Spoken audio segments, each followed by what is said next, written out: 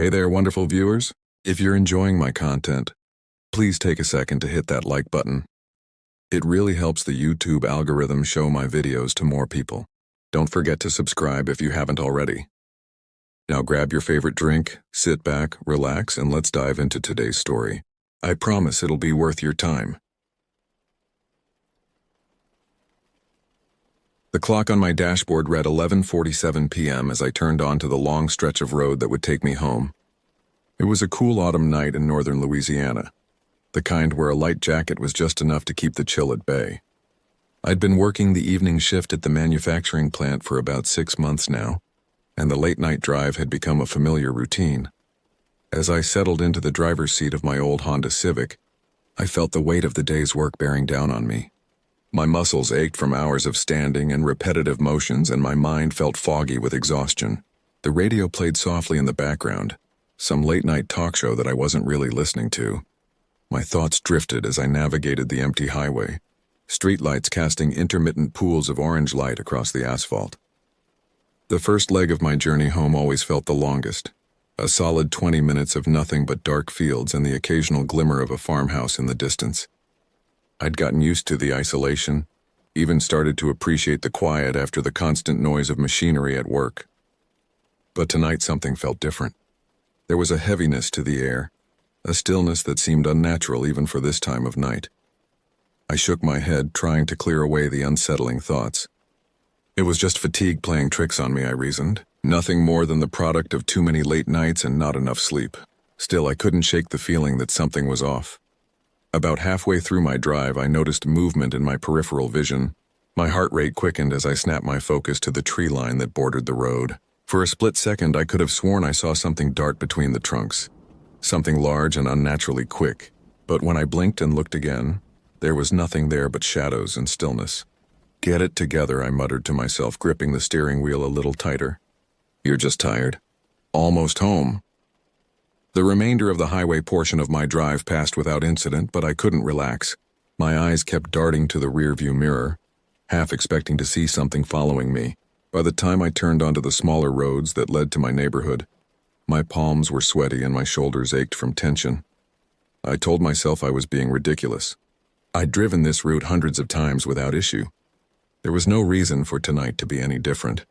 And yet, as I navigated the winding suburban streets, lined with darkened houses and overgrown yards, I couldn't shake the feeling that I wasn't alone out here. The clock had just ticked past midnight when it happened. I was less than 10 minutes from home, my tired brain already focused on the prospect of a hot shower in my bed. The road here was narrow, with no streetlights to illuminate the way. My headlights cut through the darkness, creating strange shadows that danced at the edges of my vision. I was approaching a sharp bend in the road, one I'd navigated countless times before. But tonight, as I began to turn the wheel, my headlights swept across something that made my heart stutter in my chest. There, in the ditch to my right, was a creature unlike anything I'd ever seen before. At first glance, it appeared to be some kind of large, hairless animal, but as my lights fully illuminated it, I realized with dawning horror that this was no ordinary beast. The thing was sprawled on its stomach, its body easily 6 feet long, if not more. Its skin was a sickly pale color that seemed to absorb the light rather than reflect it. But it was the limbs that truly sent a chill down my spine. They were impossibly long and thin, jointed in ways that defied natural anatomy. As I watched, frozen in shock, one of those spindly arms reached out, fingers splaying against the ground as it began to pull itself up out of the ditch. Time seemed to slow as I passed by, my eyes locked on the creature. Its head began to turn towards me, and for a fraction of a second I caught a glimpse of its face. There were no discernible features, no eyes, no nose, just a smooth, featureless expanse where a face should have been. And yet, I had the overwhelming sense that it was looking directly at me. My foot slammed down on the accelerator before my brain could even process the action. The engine roared as I sped around the curve, my hands white-knuckled on the steering wheel. I didn't dare look in my rearview mirror, terrified of what I might see gaining on me. For the next few minutes, I drove in a state of panic. My breath came in short, sharp gasps, and I could hear my pulse pounding in my ears. Every shadow on the road looked like a potential threat, every rustle in the trees a sign of pursuit. When I finally reached the relative safety of my apartment complex, I sat in my car for a long moment, trying to calm my racing heart. The logical part of my brain was already trying to rationalize what I'd seen. It must have been a trick of the light, I told myself, or maybe some kind of large animal distorted by shadows and my own exhaustion.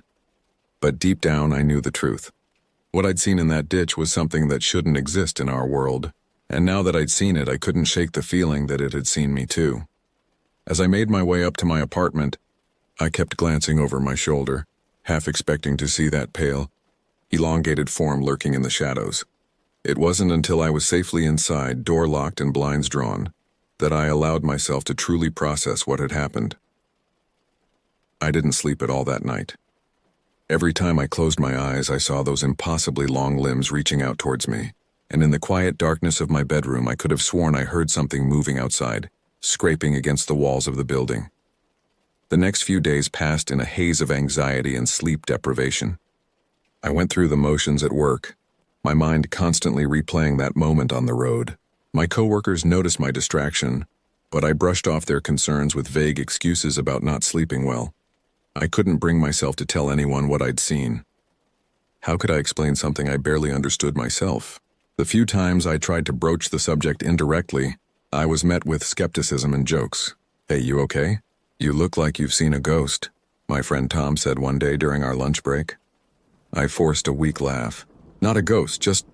I saw something weird on my drive home the other night. Probably nothing, but it kind of freaked me out." Tom raised an eyebrow. "Weird how? Like a deer in the road or something?"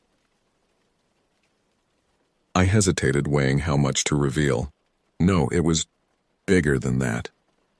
And not like any animal I've ever seen before. "Oh yeah?" Tom's expression shifted from concern to amusement. "What, did you spot Bigfoot or something?"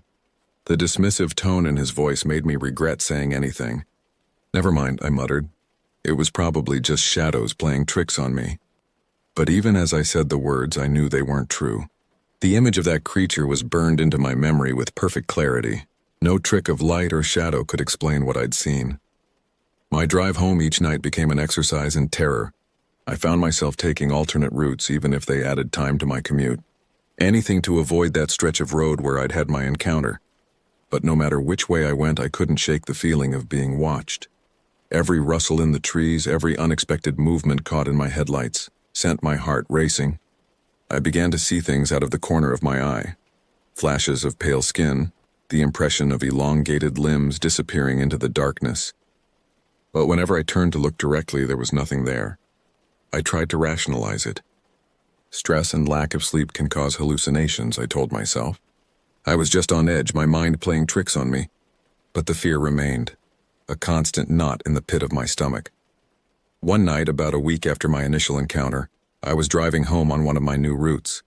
It was a longer drive, but it kept me on more populated roads for most of the journey. I had just turned onto the final stretch leading to my apartment complex when my headlights illuminated something in the middle of the road. My breath caught in my throat as I slammed on the brakes. For a horrifying moment, I thought it was the creature, waiting for me, but as my car skidded to a stop, I realized it was just a large branch that had fallen from one of the overhanging trees. Relief flooded through me, followed quickly by embarrassment at my overreaction. I sat there for a moment, trying to calm my racing heart. That's when I noticed the silence. The night sounds, the chirping of crickets, the rustling of leaves in the breeze, had all stopped. The world outside my car was unnaturally still, as if holding its breath. Slowly, fighting against every instinct screaming at me to just drive away, I turned my head to look out the passenger side window. There, at the edge of the trees bordering the road, I saw it, the creature from the ditch, its pale form unmistakable even in the dim light. It stood motionless, those impossibly long limbs hanging at its sides. Its featureless face was turned towards me, and once again, I had the overwhelming sense that it was looking right at me. I don't remember putting the car in drive or pressing the accelerator. The next thing I knew, I was speeding down the road, my hands shaking so badly I could barely keep control of the wheel. I didn't stop until I was safely in my parking spot, the familiar surroundings of my apartment complex offering little comfort.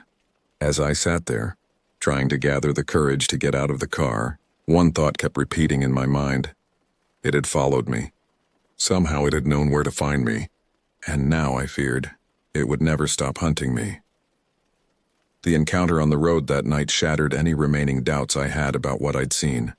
This wasn't just my imagination or a trick of the light. There was something out there, something that defied explanation, and it seemed to be fixated on me. I knew I couldn't continue like this, jumping at shadows and living in constant fear. I needed answers, or at the very least some context for what I was experiencing. So I began to research. At first, I stuck to more mainstream sources, looking up local wildlife and trying to find any reports of unusual animal sightings in the area. But nothing I found came close to describing the creature I'd seen. The closest match was some blurry photos of alleged swamp monsters, but even those bore little resemblance to the pale, elongated being that haunted my nights. As my search widened, I found myself delving into darker corners of the internet. Cryptozoology forums, paranormal investigation sites, and obscure conspiracy theory boards became my nightly companions. I pored over accounts of strange creatures and unexplained phenomena, hoping to find something, anything, that matched my experience. It was on one of these late-night deep dives that I first came across the term crawler. The description sent a chill down my spine. Pale, humanoid creatures with elongated limbs and featureless faces, often spotted in rural areas at night. The similarities to what I'd seen were undeniable. I spent hours reading through first-hand accounts from people who claimed to have encountered these beings. Many of the stories shared eerie similarities with my own experience.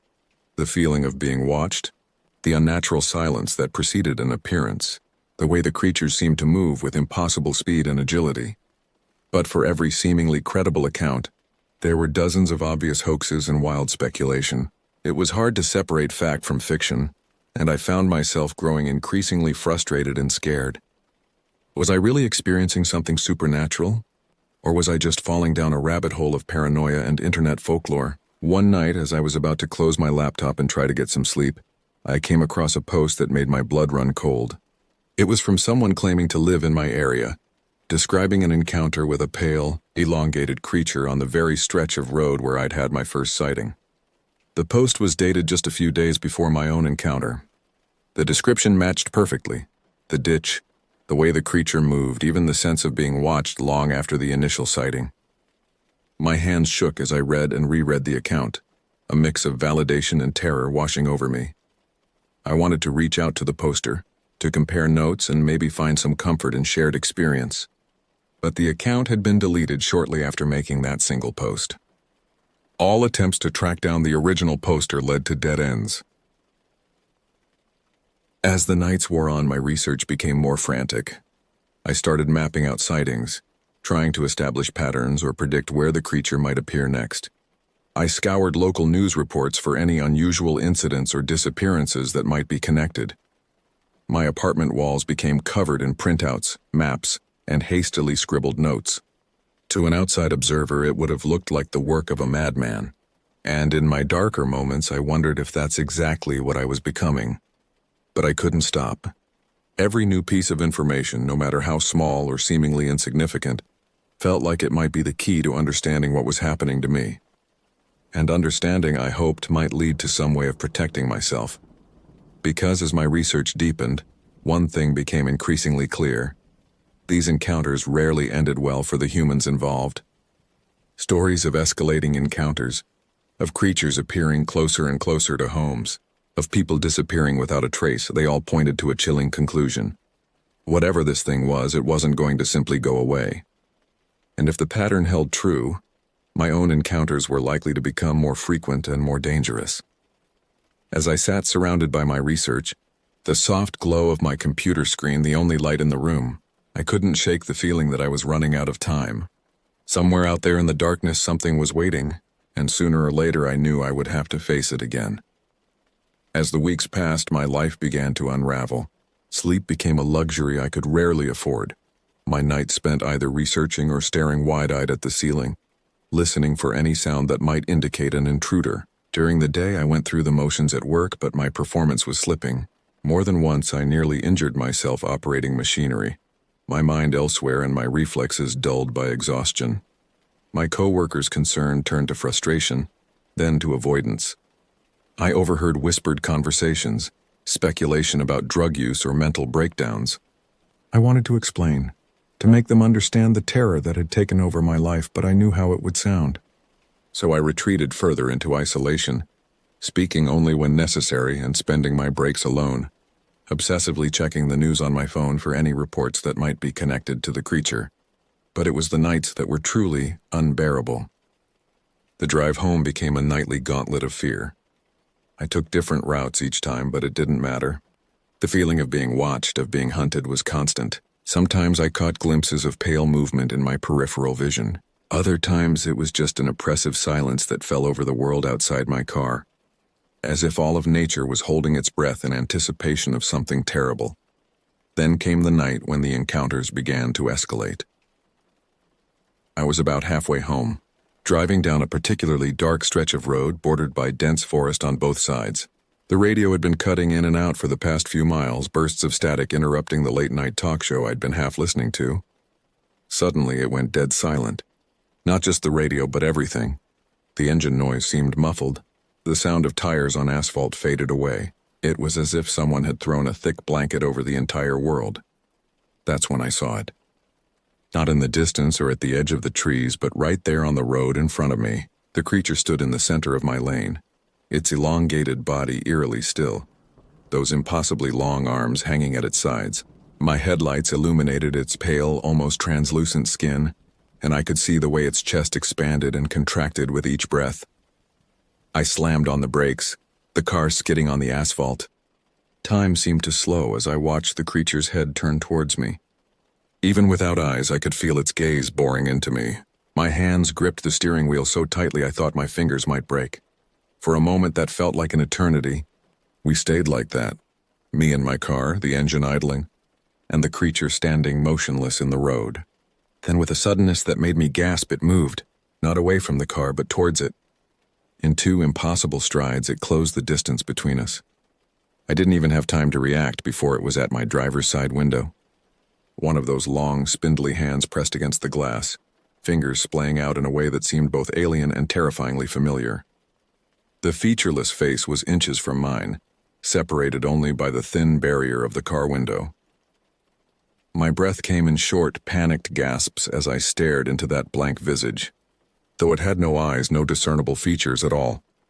I could feel its focus on me with an intensity that made my skin crawl. For a moment I was paralyzed with fear, unable to move or even think. Then, as if a spell had been broken, my survival instincts kicked in. I slammed my foot on the accelerator, the tires screeching as the car lurched forward. The creature's hand slid off the window as I sped away, leaving a faint, slimy residue in its wake. I didn't slow down until I reached the outskirts of town, my heart pounding so hard I thought it might burst out of my chest. When I finally pulled into my apartment complex, I sat in the car for a long time, trying to process what had just happened. This wasn't just a sighting anymore. The creature had made direct contact, had come closer than ever before. And something told me it wasn't going to stop there. The next few days were a blur of paranoia and sleepless nights. I called in sick to work, unable to face the thought of making that drive again. Instead, I spent my time fortifying my apartment, checking locks, blocking windows, even going so far as to push furniture against the doors. But deep down, I knew it wouldn't be enough. Whatever this thing was, it wasn't bound by the normal rules of our world.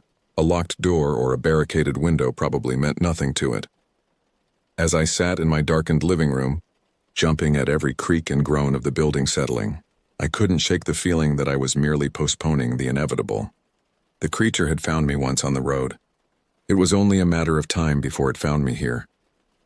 That night, as I drifted in and out of a fitful sleep, I was jolted awake by a sound that made my blood run cold. The slow, deliberate scraping of something against the outside wall of my apartment. It moved slowly, methodically, as if searching for a way in. I lay there, frozen in terror, as the sound made its way around the perimeter of my room. When it reached the window, it paused. Through the thin curtains, I could see the silhouette of something tall and impossibly thin, its elongated limbs distorting its shape into something nightmarish. For what felt like hours, I watched that shadow, hardly daring to breathe. Eventually, just as the first light of dawn began to creep over the horizon, it moved away. but I knew with a certainty that chilled me to my core that it would be back. This was no longer just a series of random encounters. The creature was hunting me deliberately and persistently, and I was running out of places to hide. The days that followed blurred together in a haze of fear and exhaustion. I couldn't bring myself to leave my apartment, even as my food supplies dwindled and the calls from work became increasingly urgent. Every moment was spent in a state of hypervigilance, my eyes constantly darting to windows and doors, ears straining for any sound that might indicate the creature's return. Sleep, when it came at all, was filled with nightmares. I dreamed of long, pale limbs reaching for me in the darkness, of that featureless face pressed against my window, of being chased through endless dark forests by something I couldn't see but could always feel behind me. My phone rang incessantly. Co-workers, my boss, even a few friends I hadn't spoken to in months. I ignored them all. How could I explain what was happening to me? Who would believe me? As my isolation deepened, so did my desperation. I spent hours scouring the internet for any information that might help me understand what I was dealing with, how to protect myself, how to make it stop. But the more I read, the more hopeless I felt. There were no happy endings in the stories I found. No magic solutions or weaknesses to exploit. It was during one of these frantic research sessions, my eyes burning from staring at the screen for hours on end, that I heard it again. That slow, methodical scraping against the outside of my apartment. My heart leapt into my throat as I realized it was still daylight outside. The creature had never appeared during the day before. I moved silently to the window, peering through a crack in the curtains. What I saw made my blood run cold. The creature was there, its pale form unmistakable even in the harsh light of day. But it wasn't alone. There was another one with it, equally tall and emaciated, its limbs moving in that same unnatural way as they explored the exterior of my home. As I watched, frozen in horror, one of the creatures turned its head towards my window. Though I knew it was impossible, I could have sworn it looked directly at me, its featureless face somehow conveying a sense of hunger and malevolence that made me stumble back from the window. That was the moment I knew I couldn't stay here any longer. Whatever these things were, they were getting bolder, their hunt becoming more aggressive. If I remained, it was only a matter of time before they found a way in. With shaking hands, I began to throw some clothes and essentials into a bag. I had no plan, no destination in mind. I just knew I had to get away.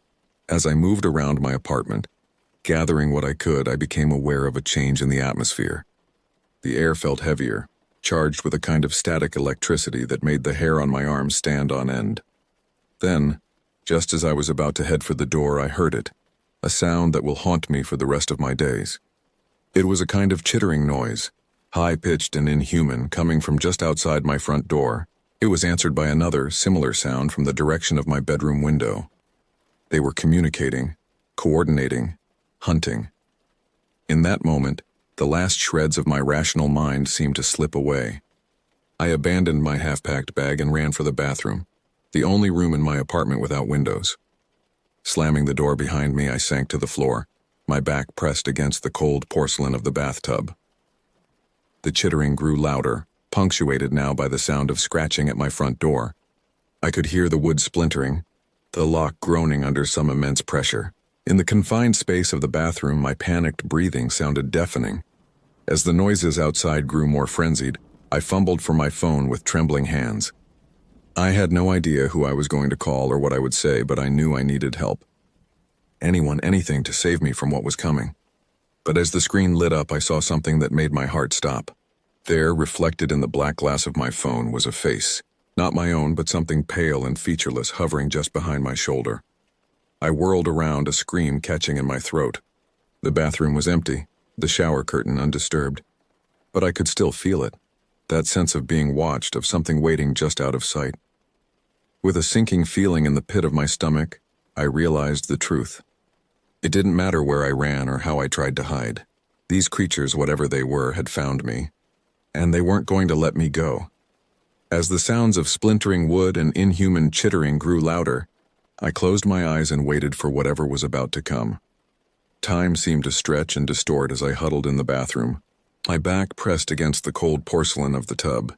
The sounds from outside the door had reached a fever pitch, wood splintering, that awful chittering noise growing louder and more frenzied. I could feel the vibrations through the floor, a physical manifestation of the terror that had consumed my life. In those moments, as I waited for the inevitable, my mind raced through everything that had led me to this point. The first sighting on that lonely stretch of road, the weeks of fear and paranoia, the fruitless research and desperate attempts to understand what was happening to me. It all seemed so futile now, in the face of the horror that was quite literally breaking down my door. Suddenly, there was silence. The scratching, the chittering, the splintering of wood, it all stopped at once, leaving a quiet so profound it was almost painful. For a moment, I dared to hope that perhaps they had given up, that some miracle had driven them away. Then I heard it, the slow, deliberate turning of the bathroom doorknob. My breath caught in my throat as I watched the handle rotate, achingly slow, as if whatever was on the other side was savoring this moment. Time seemed to slow to a crawl as the door began to open, a sliver of darkness from the unlit hallway beyond becoming visible. In that moment, something inside me snapped. Maybe it was the adrenaline, or maybe some primal survival instinct kicking in, but I suddenly knew I couldn't just sit there and wait for death. If this was to be my end, I would face it on my feet. With a surge of energy I didn't know I possessed, I lunged forward, slamming my full weight against the door. There was a shriek, high-pitched and inhuman, as the door connected with something solid on the other side. Not pausing to think, I yanked the door open and barreled through. The scene that greeted me in the hallway was like something out of a nightmare. Two of the creatures were there, their pale, elongated forms even more terrifying up close. One was sprawled on the ground, apparently the one I had struck with the door. The other loomed over me, its featureless face inches from my own. Time seemed to stand still as we faced each other. I could see my own terrified reflection in the smooth, blank expanse where its eyes should have been. This close I could smell it, a musty, damp odor like wet earth and decay. Then, moving with a speed that shouldn't have been possible, it reached for me with one of those impossibly long arms. I ducked, feeling the rush of air as its hand swept over my head and dove past it towards the living room. My mind was blank save for one thought. I had to get out. I ran for the front door, my feet crunching on splinters of wood where the creatures had broken through. Behind me I could hear the rapid patter of inhuman feet in pursuit. I hit the door at full speed, the impact sending shockwaves of pain through my shoulder.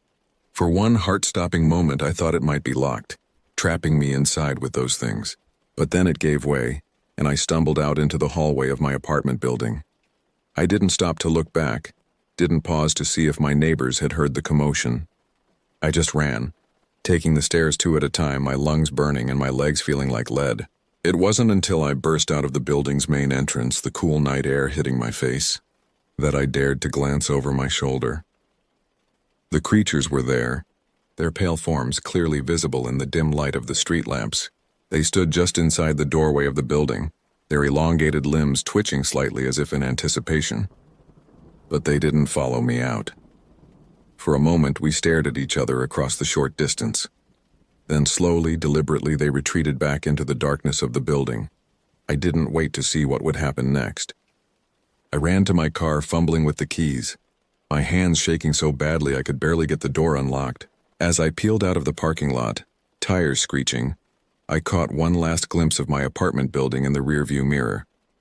There, in the window of my third-floor apartment, I saw them. Two pale faces, featureless and terrifying, watching me drive away. Even through the distance and the darkness, I could feel their gaze on me. And I knew with a certainty that chilled me to my core that this wasn't over. They had let me go this time. But something told me it was only so they could continue the hunt. I drove for hours that night, no destination in mind. Just an overwhelming need to put as much distance as possible between myself and what I'd experienced. My mind raced, trying to process what had happened, trying to make sense of the impossible things I'd seen. It wasn't until the first light of dawn began to creep over the horizon that I finally pulled over, my car coming to rest in the parking lot of a rundown motel just off the highway. I sat there for a long time, my hands still gripping the steering wheel, my body shaking with exhaustion and lingering terror. The events of the night played on repeat in my mind. The sounds of those creatures breaking into my apartment, the heart-stopping moment in the bathroom, the frantic chase and narrow escape. It all seemed like a dream, or rather, a nightmare. But the aches in my body and the splinters embedded in my bare feet were vivid reminders of its reality. As the sun rose higher in the sky, casting long shadows across the empty parking lot, I finally gathered the courage to check my phone. There were dozens of missed calls and messages, from work, from the few friends I hadn't completely alienated, even a couple from my estranged family. The sight of those notifications, so mundane and normal, brought home the stark contrast between the world I'd been living in and the one everyone else inhabited. How could I possibly explain what had happened? Who would believe me? The thought of trying to put into words the horrors I'd experienced made me feel sick to my stomach. In the end, I sent a single text to my boss, a vague message about a family emergency requiring me to leave town for a while. Then I turned off my phone, severing my last connection to my old life. The days that followed were a blur of cheap motels and endless driving. I rarely stayed in one place for more than a night, constantly looking over my shoulder, jumping at every shadow and unexpected noise. Sleep, when it came at all, was filled with nightmares of pale, elongated figures and featureless faces pressed against windows. I tried to research, to find some explanation for what had happened to me, but every theory I came across seemed inadequate in the face of what I'd experienced. Cryptids, interdimensional beings, government experiments gone wrong. None of it quite fit, and none of it offered any real hope or solution. As the weeks turned into months, the constant fear and paranoia began to take their toll. I lost weight, my clothes hanging loosely on my frame. Dark circles formed under my eyes, which constantly darted around, searching for threats. I knew I couldn't keep running forever, but the thought of stopping, of settling anywhere, filled me with dread. It was almost a year after that night in my apartment when I finally worked up the courage to return to my hometown. I told myself it was to tie up loose ends, to try and reclaim some semblance of my old life. But deep down I knew the truth. I was tired. Tired of running, tired of being afraid. As I drove down those familiar streets, I was struck by how normal everything looked. People went about their daily lives, oblivious to the horrors that lurked in the shadows. For a moment I allowed myself to hope that maybe it was over. Maybe those creatures had lost interest, had moved on to some other unfortunate soul. But as I turned onto the road leading to my old apartment complex, I felt it. That same heavy stillness in the air, the feeling of being watched by unseen eyes. And there, at the edge of the trees lining the road, I caught a glimpse of something pale and impossibly tall. I didn't stop. I didn't even slow down. I just kept driving, my hands gripping the steering wheel so tightly my knuckles turned white. As I passed by, I could have sworn I heard that same chittering noise just on the edge of hearing. They were still there, still waiting, still hunting. As I sped away, leaving my hometown in the rearview mirror once again, I realized a hard truth. There would be no going back to my old life. No happy ending where I put this all behind me and moved on. Whatever these creatures were, whatever their purpose, they had chosen me, and they weren't going to let me go. So I keep driving, keep moving, always watching, always listening for that telltale silence that precedes their appearance. I don't know if I'll ever be free of them, if there's any way to end this nightmare. But I know I can't give up, because the moment I do, the moment I stop running and turn to face what's behind me, I fear it will be the last thing I ever do. And so the hunt continues, a deadly game of cat and mouse played out on dark, lonely roads and in the shadows of sleepless nights. I am both the pursued and the witness, carrying with me a truth too terrible to fully comprehend. All I can do is keep moving, keep surviving, and hope that someday, somehow, I'll find a way to end this. But deep down, in the quiet moments when the fear threatens to overwhelm me, I know the truth. This is my life now. Running, hiding, always looking over my shoulder, because out there in the darkness something is waiting, watching, hunting.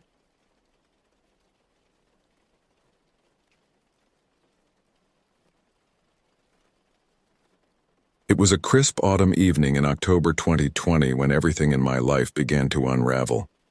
My name is Jamie, and I was 28 years old at the time, living in a small town on the outskirts of Portland, Oregon. I had always considered myself a rational person, someone who didn't believe in the supernatural or unexplained, but the events that unfolded over the next few months would shatter my perception of reality.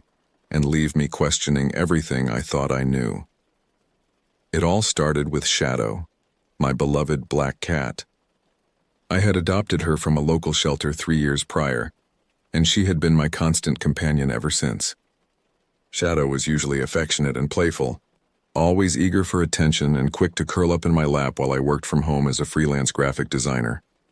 But on that fateful evening, as I sat at my desk finishing up a project, I noticed something off about Shadow's behavior. She was perched on the windowsill, her tail twitching erratically, her eyes fixed on something outside that I couldn't see. When I called her name, she didn't respond, not even a flick of her ear to acknowledge she'd heard me. Concerned, I stood up and walked over to her. "Shadow, what's wrong, girl?" I reached out to stroke her fur, expecting her to lean into my touch as she always did.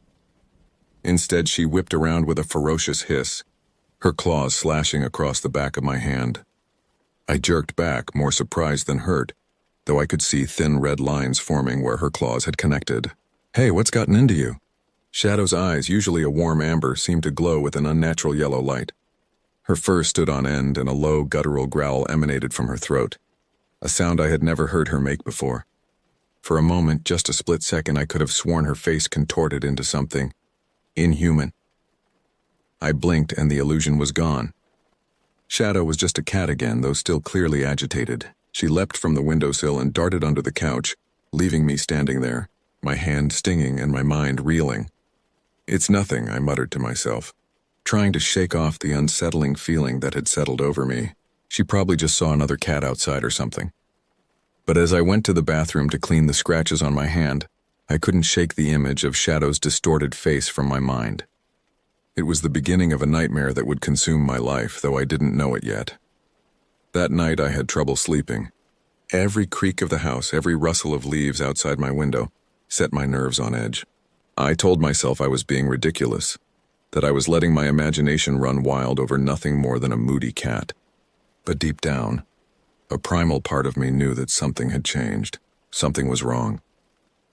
When I finally drifted off to sleep in the early hours of the morning, my dreams were plagued by visions of glowing yellow eyes and twisted, snarling faces. I woke up feeling more exhausted than when I'd gone to bed, my sheets tangled around my legs and damp with sweat. As I stumbled to the kitchen to make coffee, I found Shadow sitting in the middle of the floor staring at me. Her posture was rigid, her tail curled tightly around her body. When our eyes met, I felt a chill run down my spine. There was an intelligence in those eyes that went beyond normal feline awareness, an almost human-like consciousness that seemed to be studying me, assessing me. "Stop it," I said out loud, rubbing my eyes. "You're freaking yourself out over nothing." But as the days went by, Shadow's behavior became increasingly erratic and aggressive. She would disappear for hours, only to suddenly appear on top of a bookshelf or behind a door, watching me with those unnervingly intelligent eyes. She stopped eating from her bowl, but I would find half-eaten birds and mice on the porch, their bodies mutilated far beyond a normal cat's hunting behavior. I tried to convince myself that there was a logical explanation. Maybe Shadow had some kind of illness that was affecting her behavior. Maybe she had been spooked by something and was just taking time to settle down. But with each passing day, the rational explanations became harder to believe, and the sense of wrongness grew stronger. As October gave way to November, the days grew shorter and darker, mirroring the deepening sense of dread that had taken root in my life. Shadow's behavior continued to deteriorate, and with it, my own mental state began to fray. I had always been a social person, enjoying nights out with friends and weekends spent exploring the beautiful Oregon wilderness. But now I found myself withdrawing from the world, canceling plans and making excuses to stay home. The truth was, I was afraid to leave Shadow alone for too long, not because I was worried about her, but because I was terrified of what she might do if left unsupervised. One particularly gloomy afternoon, I was sitting on the couch trying to focus on a book while keeping one eye on Shadow. She was pacing back and forth in front of the fireplace, her movements jerky and unnatural, almost like a malfunctioning robot. Suddenly, she stopped and turned to face me. Our eyes locked, and in that moment I felt as if I was staring into an abyss of pure malevolence. Without warning, Shadow launched herself at me, a blur of black fur and flashing claws. I threw my arms up instinctively, crying out as I felt her claws tear into my flesh. The attack was over in seconds, leaving me breathless and shaking, blood trickling down my arms. Shadow had retreated to the corner of the room, her eyes still fixed on me, a low growl rumbling in her chest. As I looked at her, I saw again that momentary distortion of her features, an elongation of the muzzle, a widening of the jaw that was decidedly uncat-like. Panic overtook me, and I scrambled off the couch, rushing to the bathroom and locking the door behind me. I slid down to the floor, my back against the door, my heart pounding so hard I thought it might burst from my chest. This isn't happening, I whispered to myself over and over like a mantra. This can't be real.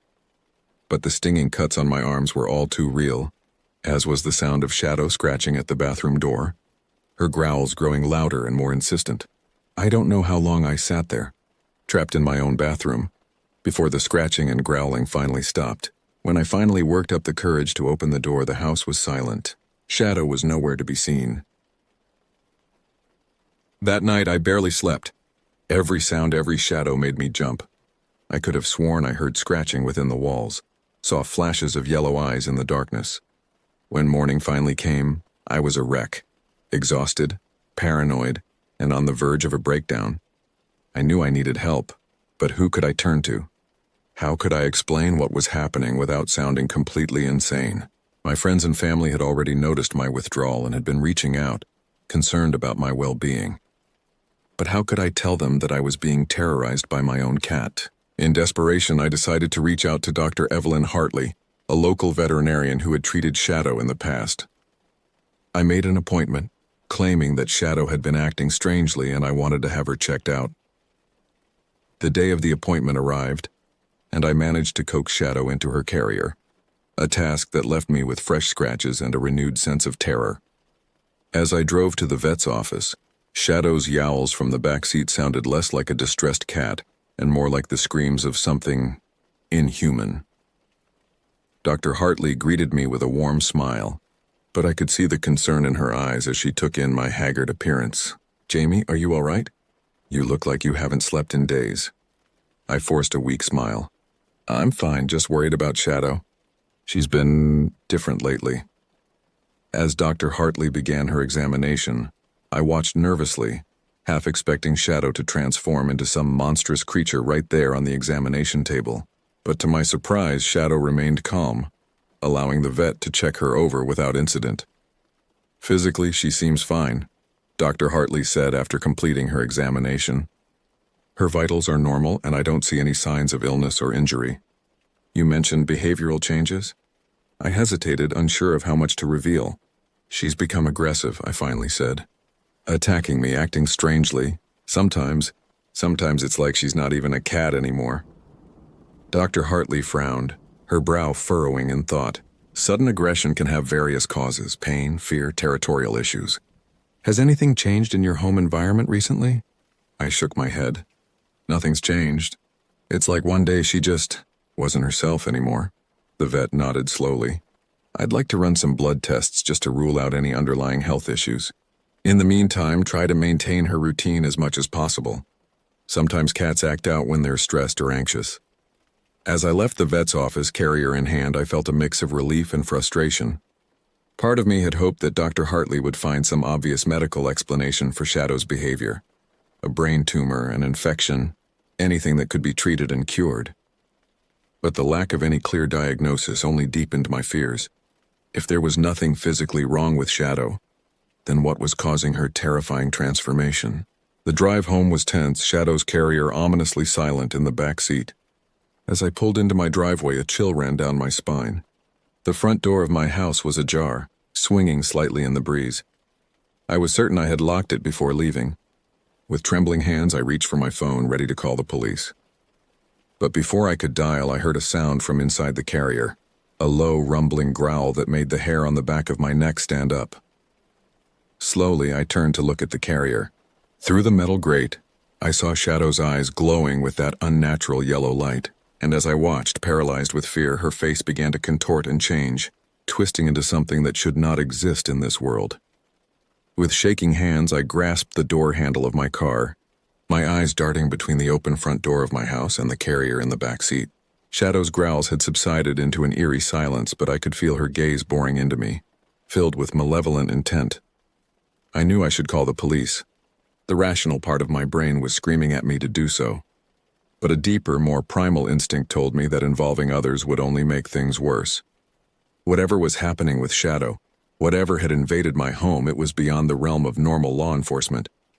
Taking a deep breath, I steeled myself and got out of the car. The November air was crisp and cold, carrying the scent of decaying leaves and impending winter. I approached my front door cautiously, every sense on high alert. The door creaked ominously as I pushed it open wider, revealing the darkened interior of my home. "Hello?" I called out, my voice sounding small and frightened even to my own ears. "Is anyone there?" Silence was my only answer, but it was a heavy, oppressive silence that seemed to press in on me from all sides. I fumbled for the light switch, relief washing over me as the hallway illuminated. Everything looked normal. No signs of forced entry or disturbance. I did a quick sweep of the house, my heart pounding in my chest with every room I entered. Nothing seemed out of place, and yet the feeling of wrongness persisted. It was as if the very air in the house had changed, becoming thick and oppressive. Returning to the car, I stared at Shadow's carrier, dreading what I had to do next. I couldn't leave her in there forever, but the thought of releasing her into the house filled me with terror. "It's just a cat," I muttered to myself, trying to summon some courage. Just a regular, normal cat. But even as I said the words, I knew they were a lie. With trembling hands, I lifted the carrier and brought it into the house. Setting it down in the living room, I took several steps back before unlatching the door. For a long moment, nothing happened. Then slowly, Shadow emerged. She looked normal. Just a black cat blinking in the sudden light. But as she turned to look at me, I saw that her eyes still held that unnatural glow. She stared at me for what felt like an eternity, and I found myself unable to move, caught in her gaze like a mouse hypnotized by a snake. Then, without warning, she darted away, disappearing into the shadows of the house.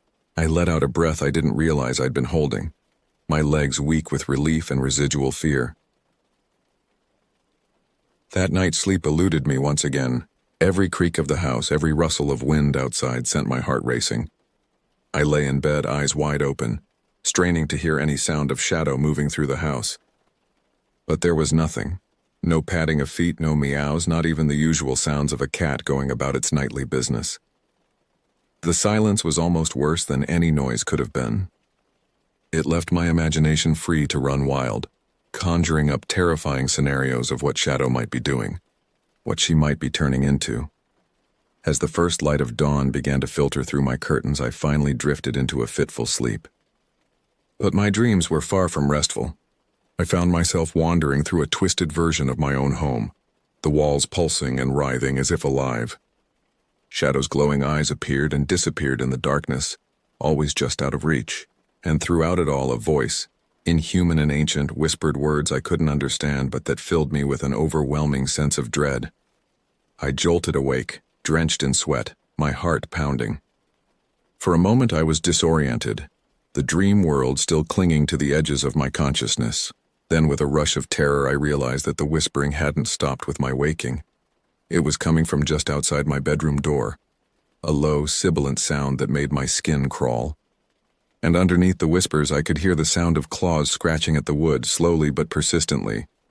I lay there, paralyzed with fear, as the scratching grew louder and more frantic. The door began to shake in its frame as if something much larger than a cat was throwing itself against it. The whispers rose to a fever pitch, and though I still couldn't make out the words, their malevolent intent was clear. Just when I thought the door would splinter under the assault, everything stopped. The sudden silence was deafening. I held my breath, straining to hear any sound from the other side of the door. Minutes passed, feeling like hours. Finally, I couldn't take it anymore. I had to know what was out there. With shaking hands, I reached for the baseball bat I had started keeping by my bed and slowly approached the door. My hand hovered over the doorknob, every instinct screaming at me not to open it. But I knew I couldn't hide in my room forever. Whatever was happening, I had to face it. Taking a deep breath, I turned the knob and yanked the door open, the bat raised and ready to swing. The hallway was empty. No shadow, no monstrous creature, nothing. But as I lowered the bat, my eyes fell on the door itself and my blood ran cold. Deep gouges marred the wood, far too large and deep to have been made by a normal cat. They formed a pattern, not random scratches, but deliberate marks that looked unsettlingly like some sort of arcane symbol. As I stared at the marks, trying to make sense of what I was seeing, a sudden realization hit me. The scratches weren't just on my side of the door. They went all the way through, visible on both sides. Whatever had made them had been trying to get in and out at the same time.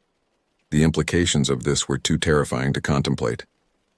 I backed away from the door, my mind reeling. What was happening to me? To Shadow, to my home? I knew then that I couldn't stay here any longer. I had to get out, had to find help. But as I turned to go back into my room and pack a bag, I caught a glimpse of movement out of the corner of my eye. Shadow sat at the end of the hallway, her eyes glowing in the dim light. But it wasn't just her eyes that were wrong. Her form seemed to shift and waver, as if I was viewing her through rippling water. One moment she was a cat, the next something much larger and more menacing. I gripped the baseball bat tighter, my knuckles turning white. "Shadow?" I called out, my voice barely above a whisper. The creature that had once been my cat tilted its head, regarding me with an intelligence that was decidedly unfeline. Then, in a movement too fast for my eyes to follow, it launched itself towards me. I swung the bat blindly, feeling it connect with something solid. There was a shriek of pain and anger, and then I was knocked off my feet, my back slamming against the wall. The bat clattered to the floor, rolling away out of reach. Shadow, or whatever she had become, loomed over me. Up close, I could see that her fur was matted and patchy, revealing skin underneath that seemed to writhe and pulse. Her mouth opened wider than should have been possible, revealing rows of needle-sharp teeth. In that moment, faced with the impossible horror before me, something in my mind snapped. With a scream of terror and rage, I lashed out, my fist connecting with the creature's distorted face. It reeled back, more in surprise than pain, giving me just enough time to scramble to my feet and run. I bolted down the stairs, taking them two at a time, my only thought to get out of the house. Behind me, I could hear the sound of claws on wood as the creature gave chase. I reached the front door, yanking it open and bursting out into the pre-dawn darkness. The cold air hit me like a physical force, but I didn't slow down. I ran down the street in my pajamas, bare feet slapping against the cold asphalt. I had no destination in mind, no plan beyond escape. After what felt like hours but was probably only minutes, I finally slowed, gasping for breath. I found myself in a small park a few blocks from my house. The sky was just beginning to lighten with the first hints of sunrise. I collapsed onto a bench, my whole body shaking with exhaustion and lingering terror. As the adrenaline faded, the reality of my situation began to sink in. I was alone, half-dressed, with no money, no phone, and nowhere to go.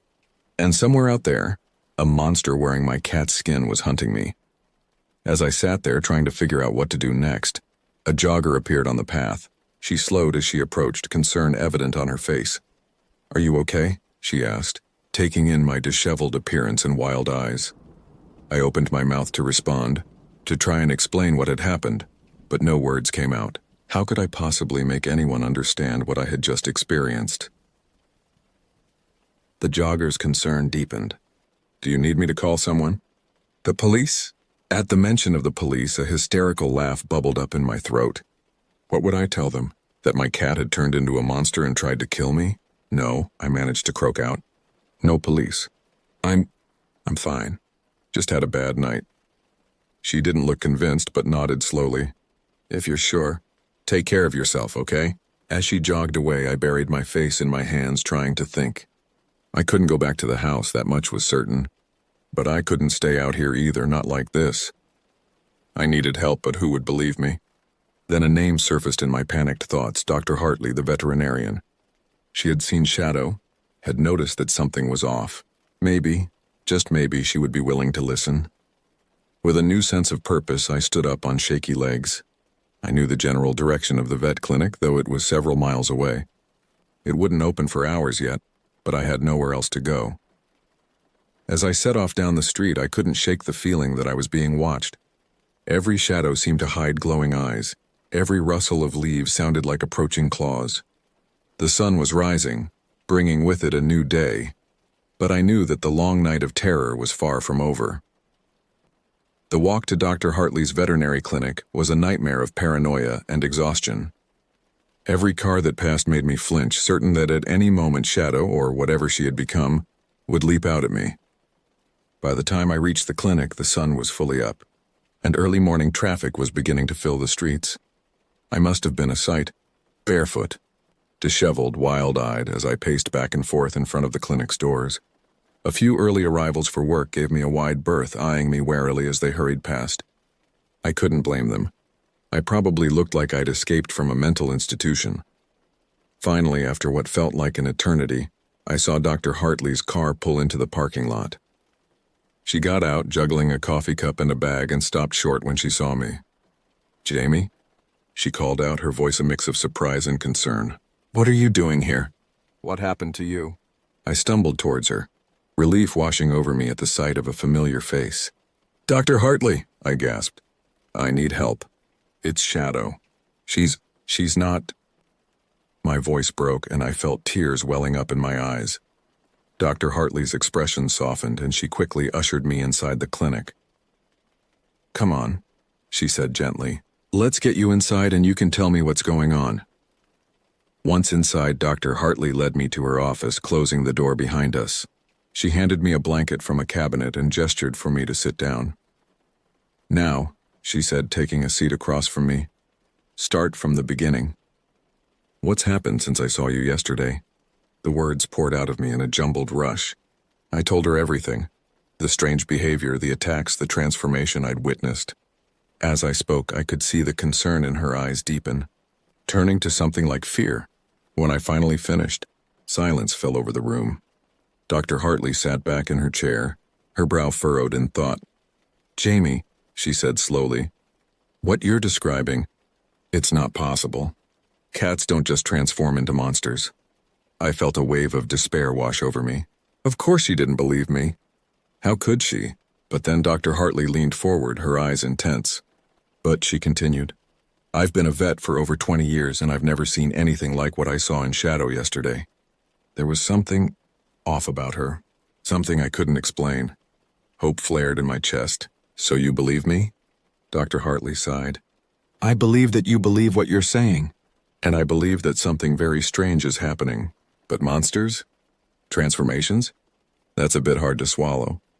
I slumped in my chair, the brief spark of hope extinguished. "Then what am I supposed to do?" I asked, my voice barely above a whisper. Dr. Hartley was quiet for a moment, then stood up abruptly. "Wait here," she said, and left the office. She returned a few minutes later with a thick, leather-bound book. It looked old, the pages yellowed and the cover worn. "This," she said, setting the book on the desk between us, "belonged to my grandmother. She was what you might call a folk veterinarian. Part science, part old wives' tales. I've always kept it as a family heirloom, but I've never put much stock in its contents." She opened the book, flipping through the pages until she found what she was looking for. "But there's something in here that reminds me of what you're describing." I leaned forward, my eyes widening as I saw the illustration on the page. It showed a cat, but one that was twisted and distorted, its features elongated and its body grotesquely misshapen.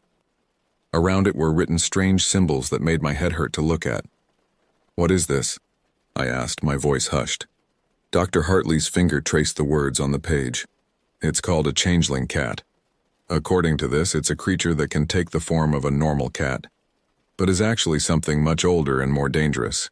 It feeds on fear and chaos, growing stronger as it terrorizes its victims." I felt a chill run down my spine. That's exactly what's happening with Shadow. "But how? Why?" Dr. Hartley shook her head. "I don't know. Like I said, I've never believed in this stuff, but after what you've told me and what I saw yesterday, I'm starting to wonder if there might be some truth to these old stories."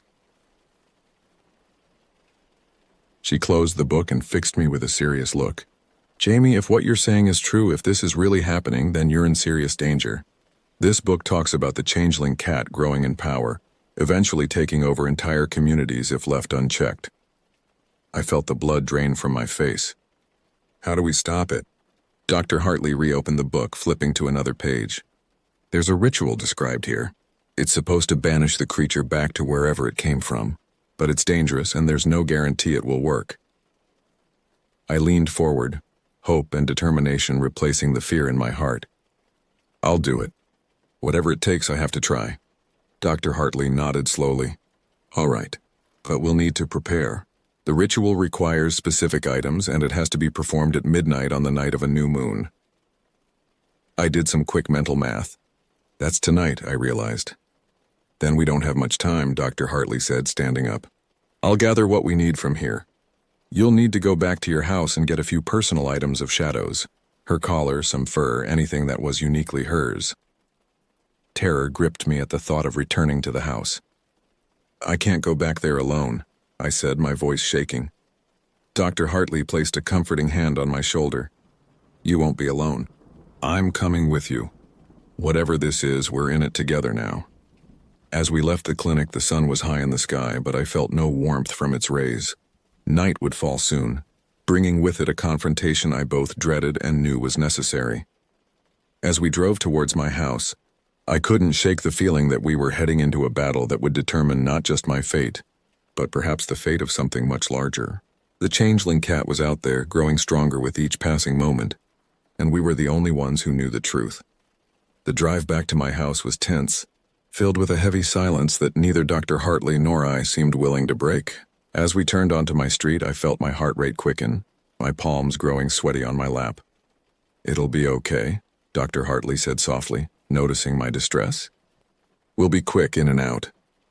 I nodded, not trusting myself to speak.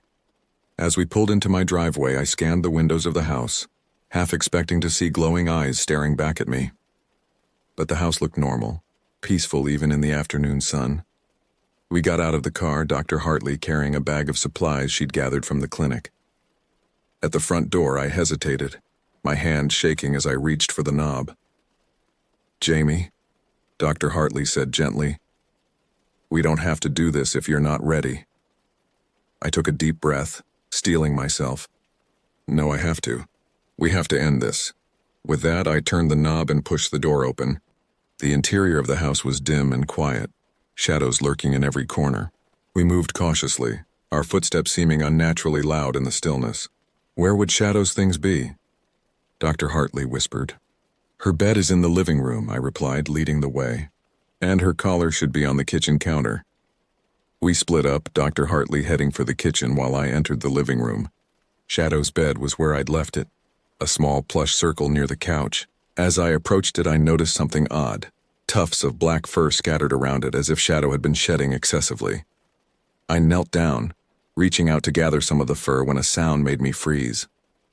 A low rumbling growl seemed to emanate from everywhere and nowhere at once. I looked up, my eyes darting around the room, but saw nothing. Dr. Hartley? I called out, my voice trembling. I've got the collar, she replied from the kitchen. Did you find anything? Some fur, I said, quickly scooping up as much as I could. But I think it's here. I can hear it. Dr. Hartley appeared in the doorway, her face pale but determined. Then we need to leave now. We hurried towards the front door, the growling growing louder with each step. Just as we reached the entryway, a dark shape darted across our path, too fast to clearly see. Dr. Hartley let out a startled cry, stumbling backwards. I caught her arm, steadying her, my eyes scanning the shadows for any sign of movement. Go, I hissed, pushing her towards the door. I'll be right behind you. She nodded, clutching the bag of supplies to her chest as she rushed out. I turned to follow, but something made me pause. There, in the darkness at the end of the hall, I saw two glowing eyes. They blinked once, and I could have sworn I saw a twisted, feline grin beneath them. A chill ran down my spine, and I bolted out the door, slamming it behind me. Dr. Hartley was already in the car, the engine running. I jumped in, and we peeled out of the driveway, tires squealing. As we sped away, I looked back at the house. For a moment, I thought I saw a dark shape in one of the upstairs windows watching us leave. Then it was gone, and I was left wondering if it had been real or just my imagination. What now? I asked, turning back to Dr. Hartley. She gripped the steering wheel tightly, her knuckles white. Now we prepare. The ritual has to be performed at the stroke of midnight, and we need to be ready. We drove to Dr. Hartley's house, a small, cozy cottage on the outskirts of town. Once inside, she immediately began setting up for the ritual, consulting the old book as she worked. I watched as she drew a complex symbol on the floor with chalk, surrounded by candles. In the center, she placed a small silver bowl. "The fur and collar go in here," she explained, indicating the bowl, along with a few other ingredients. "The book says we need to burn them as part of the ritual." As the afternoon wore on into evening, we gathered the rest of what we needed.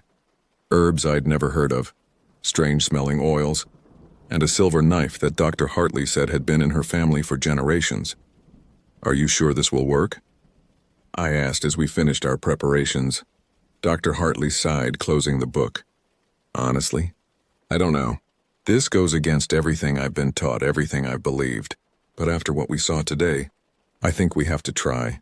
I nodded, a mix of fear and determination churning in my gut.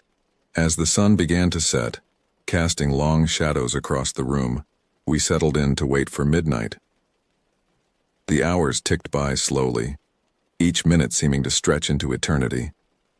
We tried to distract ourselves with conversation, but our words felt hollow, overshadowed by the looming task ahead. At 11:30, Dr. Hartley stood up. "It's time," she said solemnly. "We should begin the preparations." We moved to the ritual circle, taking our places on opposite sides. Dr. Hartley began to recite words from the book, her voice low and melodious. Though I didn't understand the language, I could feel the power in the words, a tingling energy that seemed to fill the air. As midnight approached, the candles flickered, casting dancing shadows on the walls.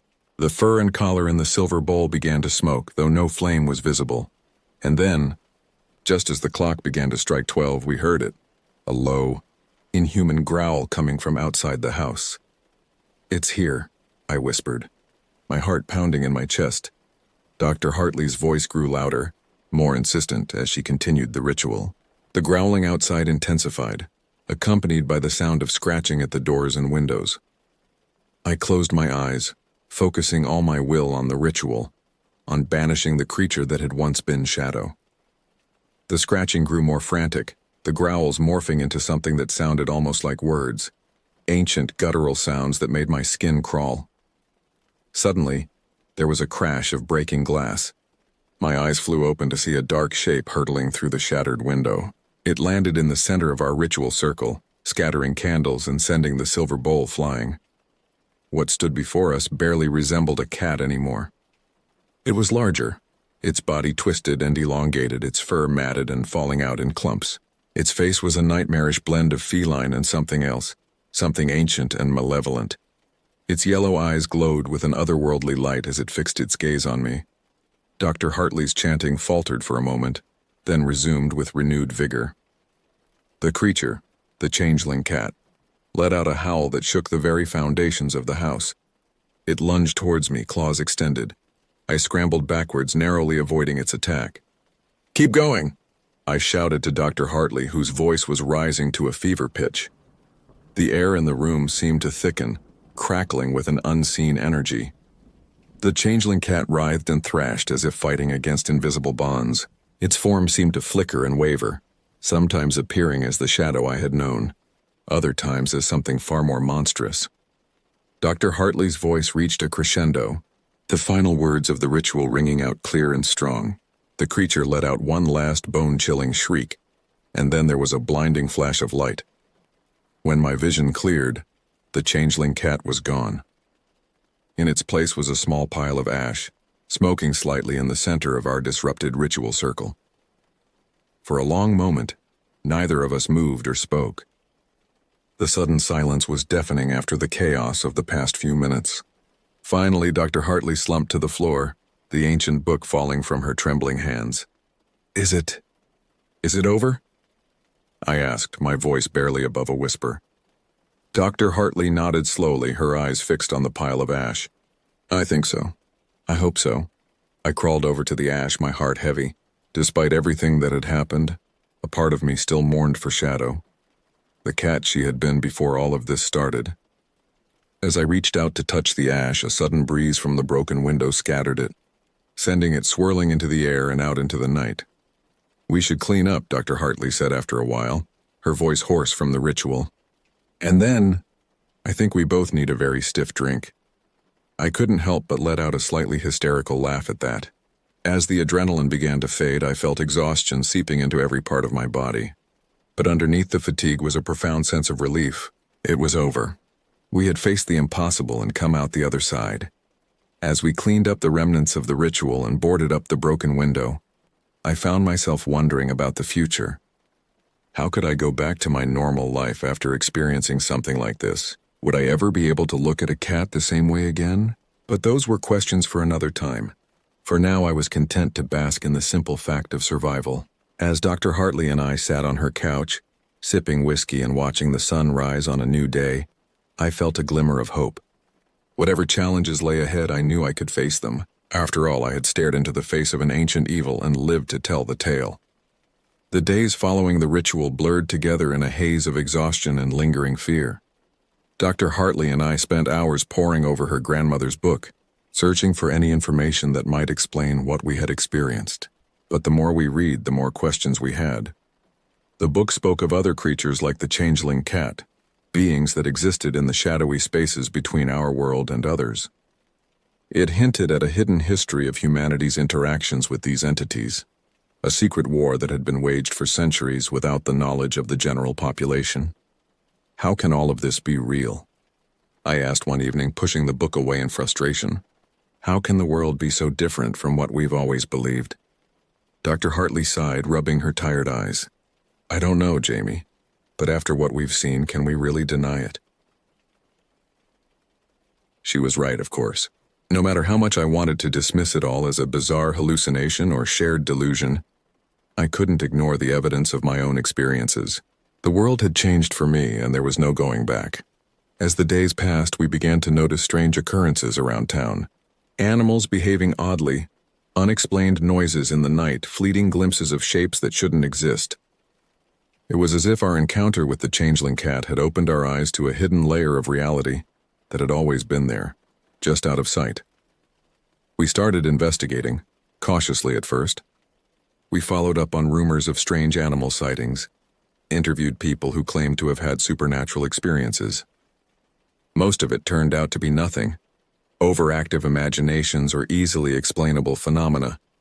But every now and then we'd find something that couldn't be so easily dismissed. A month after our encounter with the changeling cat, we got a call from a woman on the outskirts of town.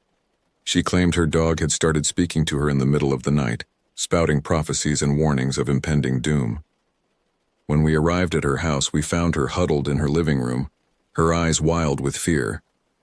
"It's not my buddy anymore," she whispered, pointing to the closed door of her bedroom. "Whatever's in there, it's not my dog." Dr. Hartley and I exchanged a look.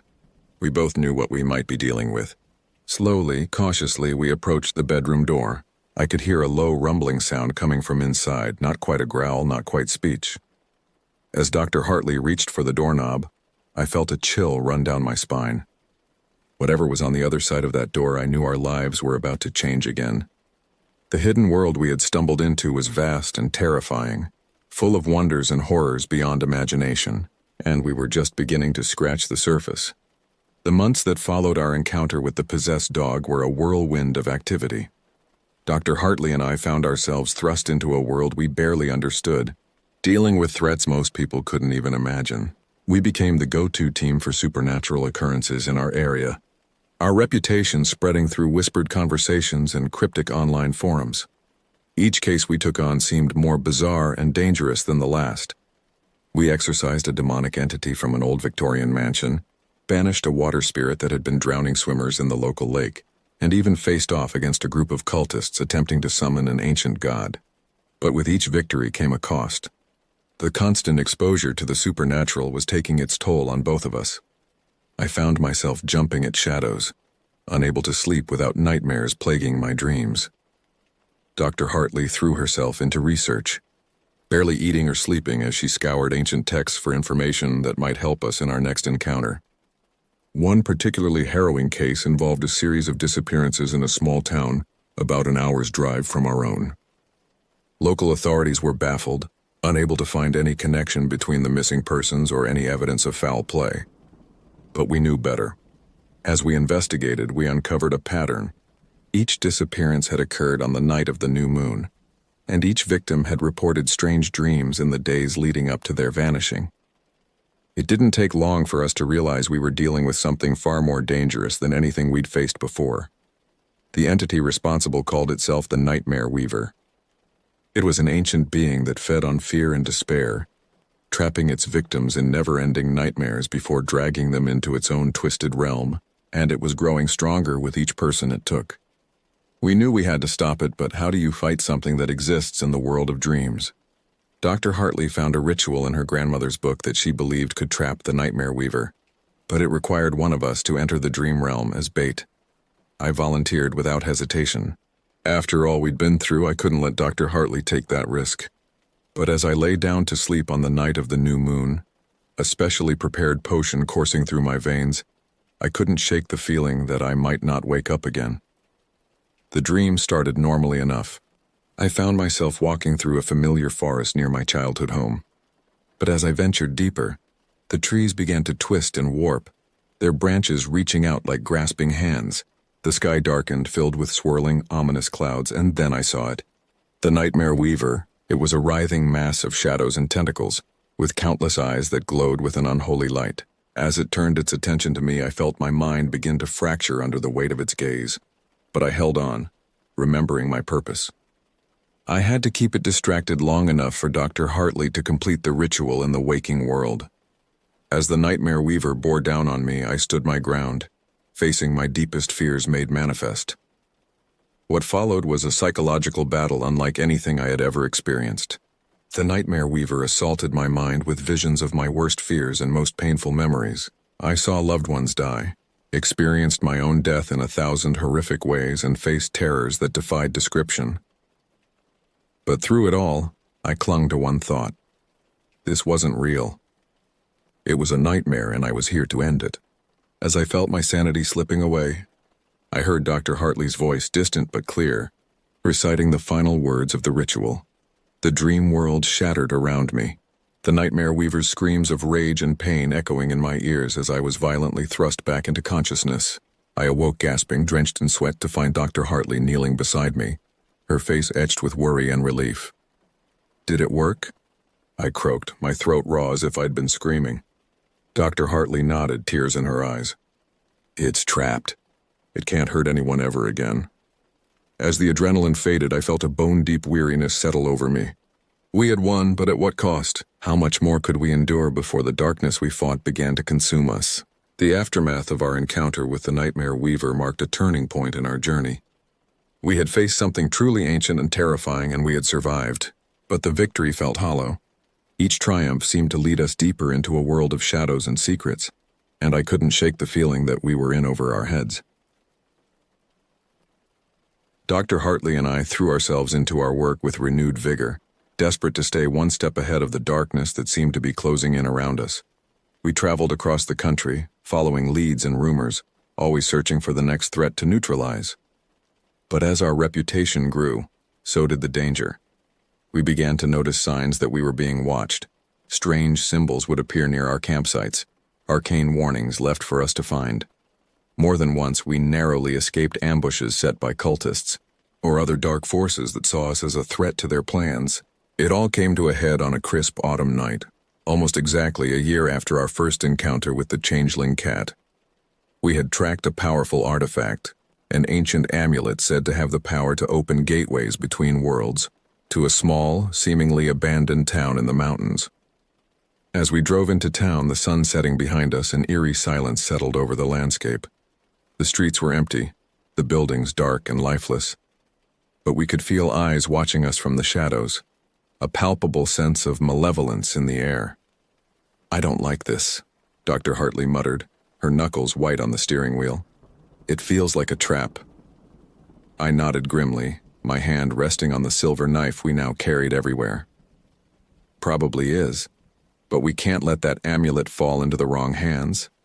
We parked at the edge of town and proceeded on foot, moving silently through the deserted streets. Our destination was an old church at the center of town, its steeple looming against the darkening sky.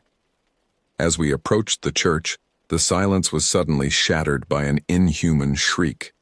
Dark shapes emerged from the surrounding buildings, twisted, nightmarish creatures that defied description. And leading them was a figure I recognized from our research, the Shadowmancer, a powerful sorcerer who had been pulling strings behind many of the supernatural threats we had faced. Well, well, the Shadowmancer's voice echoed across the square, cold and mocking. The meddlesome duo finally falls into my trap. I must thank you for your efforts. You've cleared away so many of my rivals, made my path to power so much easier. Dr. Hartley and I stood back to back, surrounded by the encroaching horde of monsters. We won't let you open that gateway, I shouted, trying to keep the fear out of my voice. The Shadowmancer laughed, a sound that sent chills down my spine. You don't have a choice. The stars are aligned, the sacrifice is prepared. Tonight I will bring forth powers beyond your comprehension, and this world will be remade in darkness. What followed was a battle unlike anything we had faced before. Dr. Hartley and I fought with everything we had, using every trick and spell we had learned over the past year. The silver knife flashed in the moonlight as I fended off creature after creature, while Dr. Hartley's voice rang out with incantations that sent waves of force rippling through our attackers.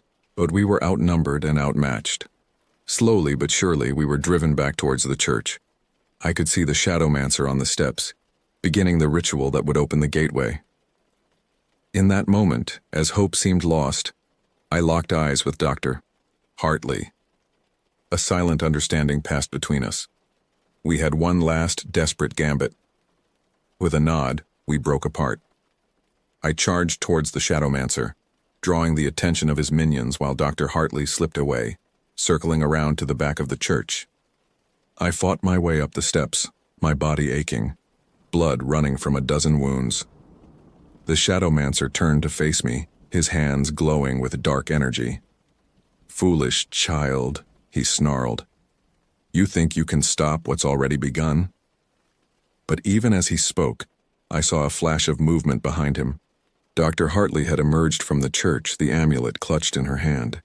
Before the Shadowmancer could react, she smashed it against the ground. There was a blinding flash of light, a deafening roar that seemed to come from everywhere at once. I felt a wave of energy wash over me and then silence. When my vision cleared, the Shadowmancer and his minions were gone.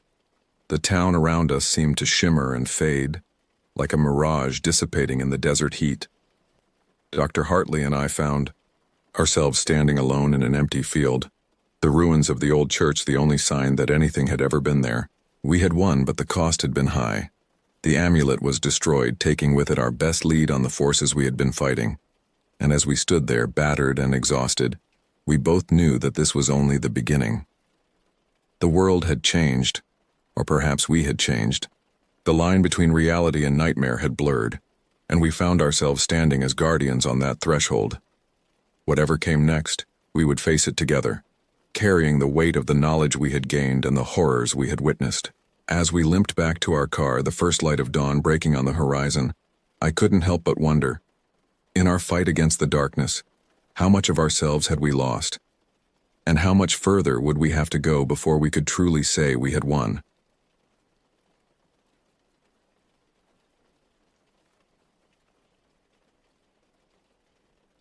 The year was 1988, and I was just shy of my 6th birthday. Our tiny village, nestled deep in the Finnish wilderness, was home to barely 100 souls. The forest pressed in on all sides, a sea of pine and birch that seemed to stretch endlessly in every direction. Our little school, a weathered wooden building that had seen better days, housed a grand total of 9 students, myself included. When our teachers, Mrs. Koronen and Mr. Järvinen, announced our upcoming field trip to Olavinlinna Castle, excitement rippled through our small group like wildfire. For most of us, including me, it would be our first time venturing beyond the confines of our isolated community. In the weeks leading up to the trip, I found myself unable to think of anything else. At night, I'd lie awake in bed, staring at the faded map of Finland tacked to my bedroom wall. My eyes would trace the long journey from our tiny dot of a village to Savonlinna, the town where the castle stood. It seemed impossibly far away, like something out of a fairy tale. During the day, I peppered my parents with endless questions about the castle. How big is it? Are there knights? Will we see ghosts? My mother, a quiet woman with kind eyes, would smile patiently and remind me that the castle was very old, but there were no knights or ghosts anymore. My father, a burly logger with hands like tree trunks, would ruffle my hair and tell me to wait and see for myself. As the departure date drew nearer, a sense of nervous anticipation began to build in my chest. I'd never been away from home before, never spent a night anywhere but in my own bed. The thought of being so far from the familiar comfort of our little house in the woods filled me with a mixture of excitement and dread. The night before the trip, I barely slept. I tossed and turned, my mind racing with visions of towering stone walls and deep, dark dungeons. In my dreams, I wandered through endless corridors, lost and alone, while unseen things skittered in the shadows just beyond my sight. When dawn finally broke, pale light filtering through the curtains, I was already wide awake. I dressed quickly in the outfit my mother had laid out the night before, my best pants and a sweater that still smelled faintly of mothballs from its long storage in the attic. As I made my way downstairs, the floorboards creaking beneath my feet, I could hear my parents moving about in the kitchen. The familiar scent of coffee and my mother's cardamom bread filled the air, but my stomach was too knotted with anticipation to feel hungry. My father looked up from his newspaper as I entered, his face breaking into a warm smile. "Ah, there's our little explorer. Ready for your big adventure?" I nodded, not trusting myself to speak. My mother set a plate of bread and cheese in front of me, along with a glass of milk. "Eat up," she said gently. "It's a long journey, and you'll need your strength." As I nibbled half-heartedly at my breakfast, my parents exchanged a look I couldn't quite decipher. There was something in their eyes, concern perhaps, or a touch of sadness. It occurred to me then, with a jolt of realization, that this was likely the farthest I'd ever been from them. The walk to the school felt different that morning. The familiar path through the woods seemed charged with a new significance. Every tree, every rock, every bend in the trail etched itself into my memory. I found myself wondering, with a mix of excitement and apprehension, what new sights would soon replace these well-worn images. As we approached the school, I could see the other students gathering, their parents hovering nearby. There was an air of nervous energy, hushed conversations and last-minute checks of packed lunches and extra sweaters. Mr. Yervinen stood by the old school bus, clipboard in hand, checking off names as students boarded. Mrs. Korinen moved among the parents, offering reassurances and answering last-minute questions. My mother knelt down in front of me, straightening my sweater and tucking a stray lock of hair behind my ear. "Remember to listen to your teachers," she said, her voice thick with emotion. "And be careful. The castle is very old and there might be, well, just be careful where you step." My father squeezed my shoulder. "You'll do fine, kiddo. Make sure you really look at everything.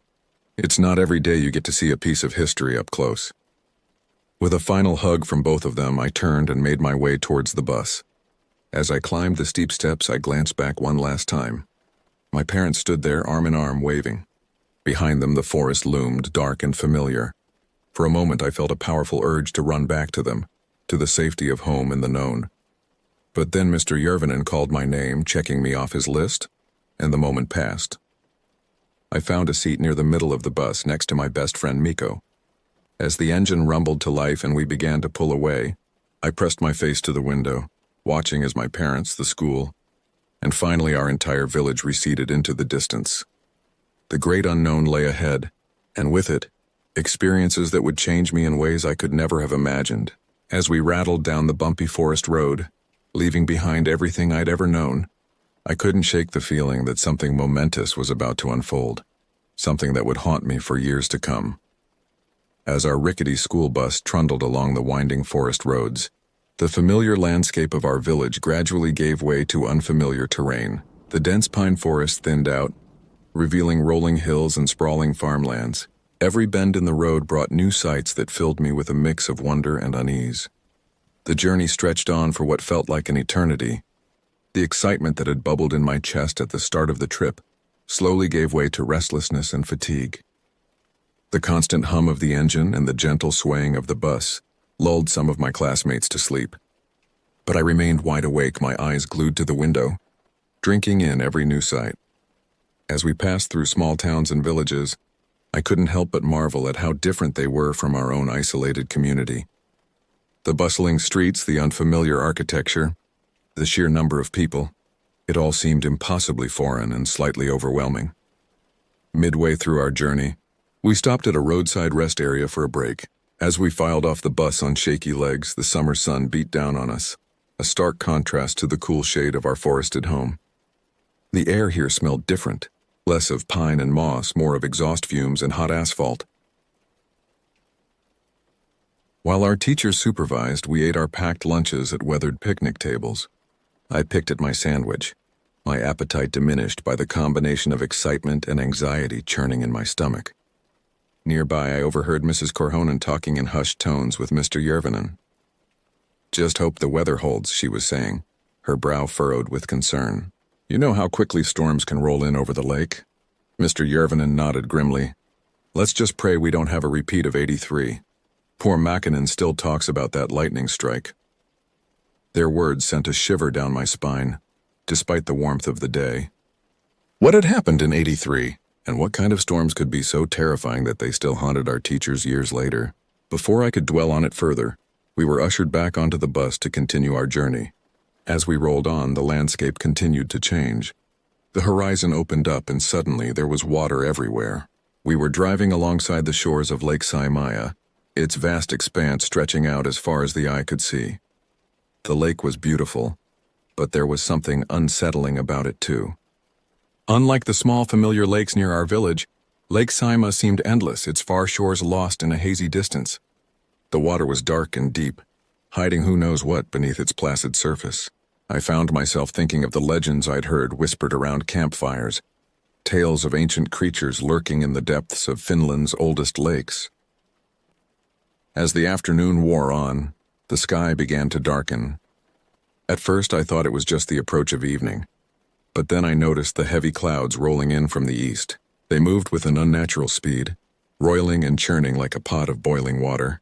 A hush fell over the bus as everyone watched the sky grow increasingly ominous.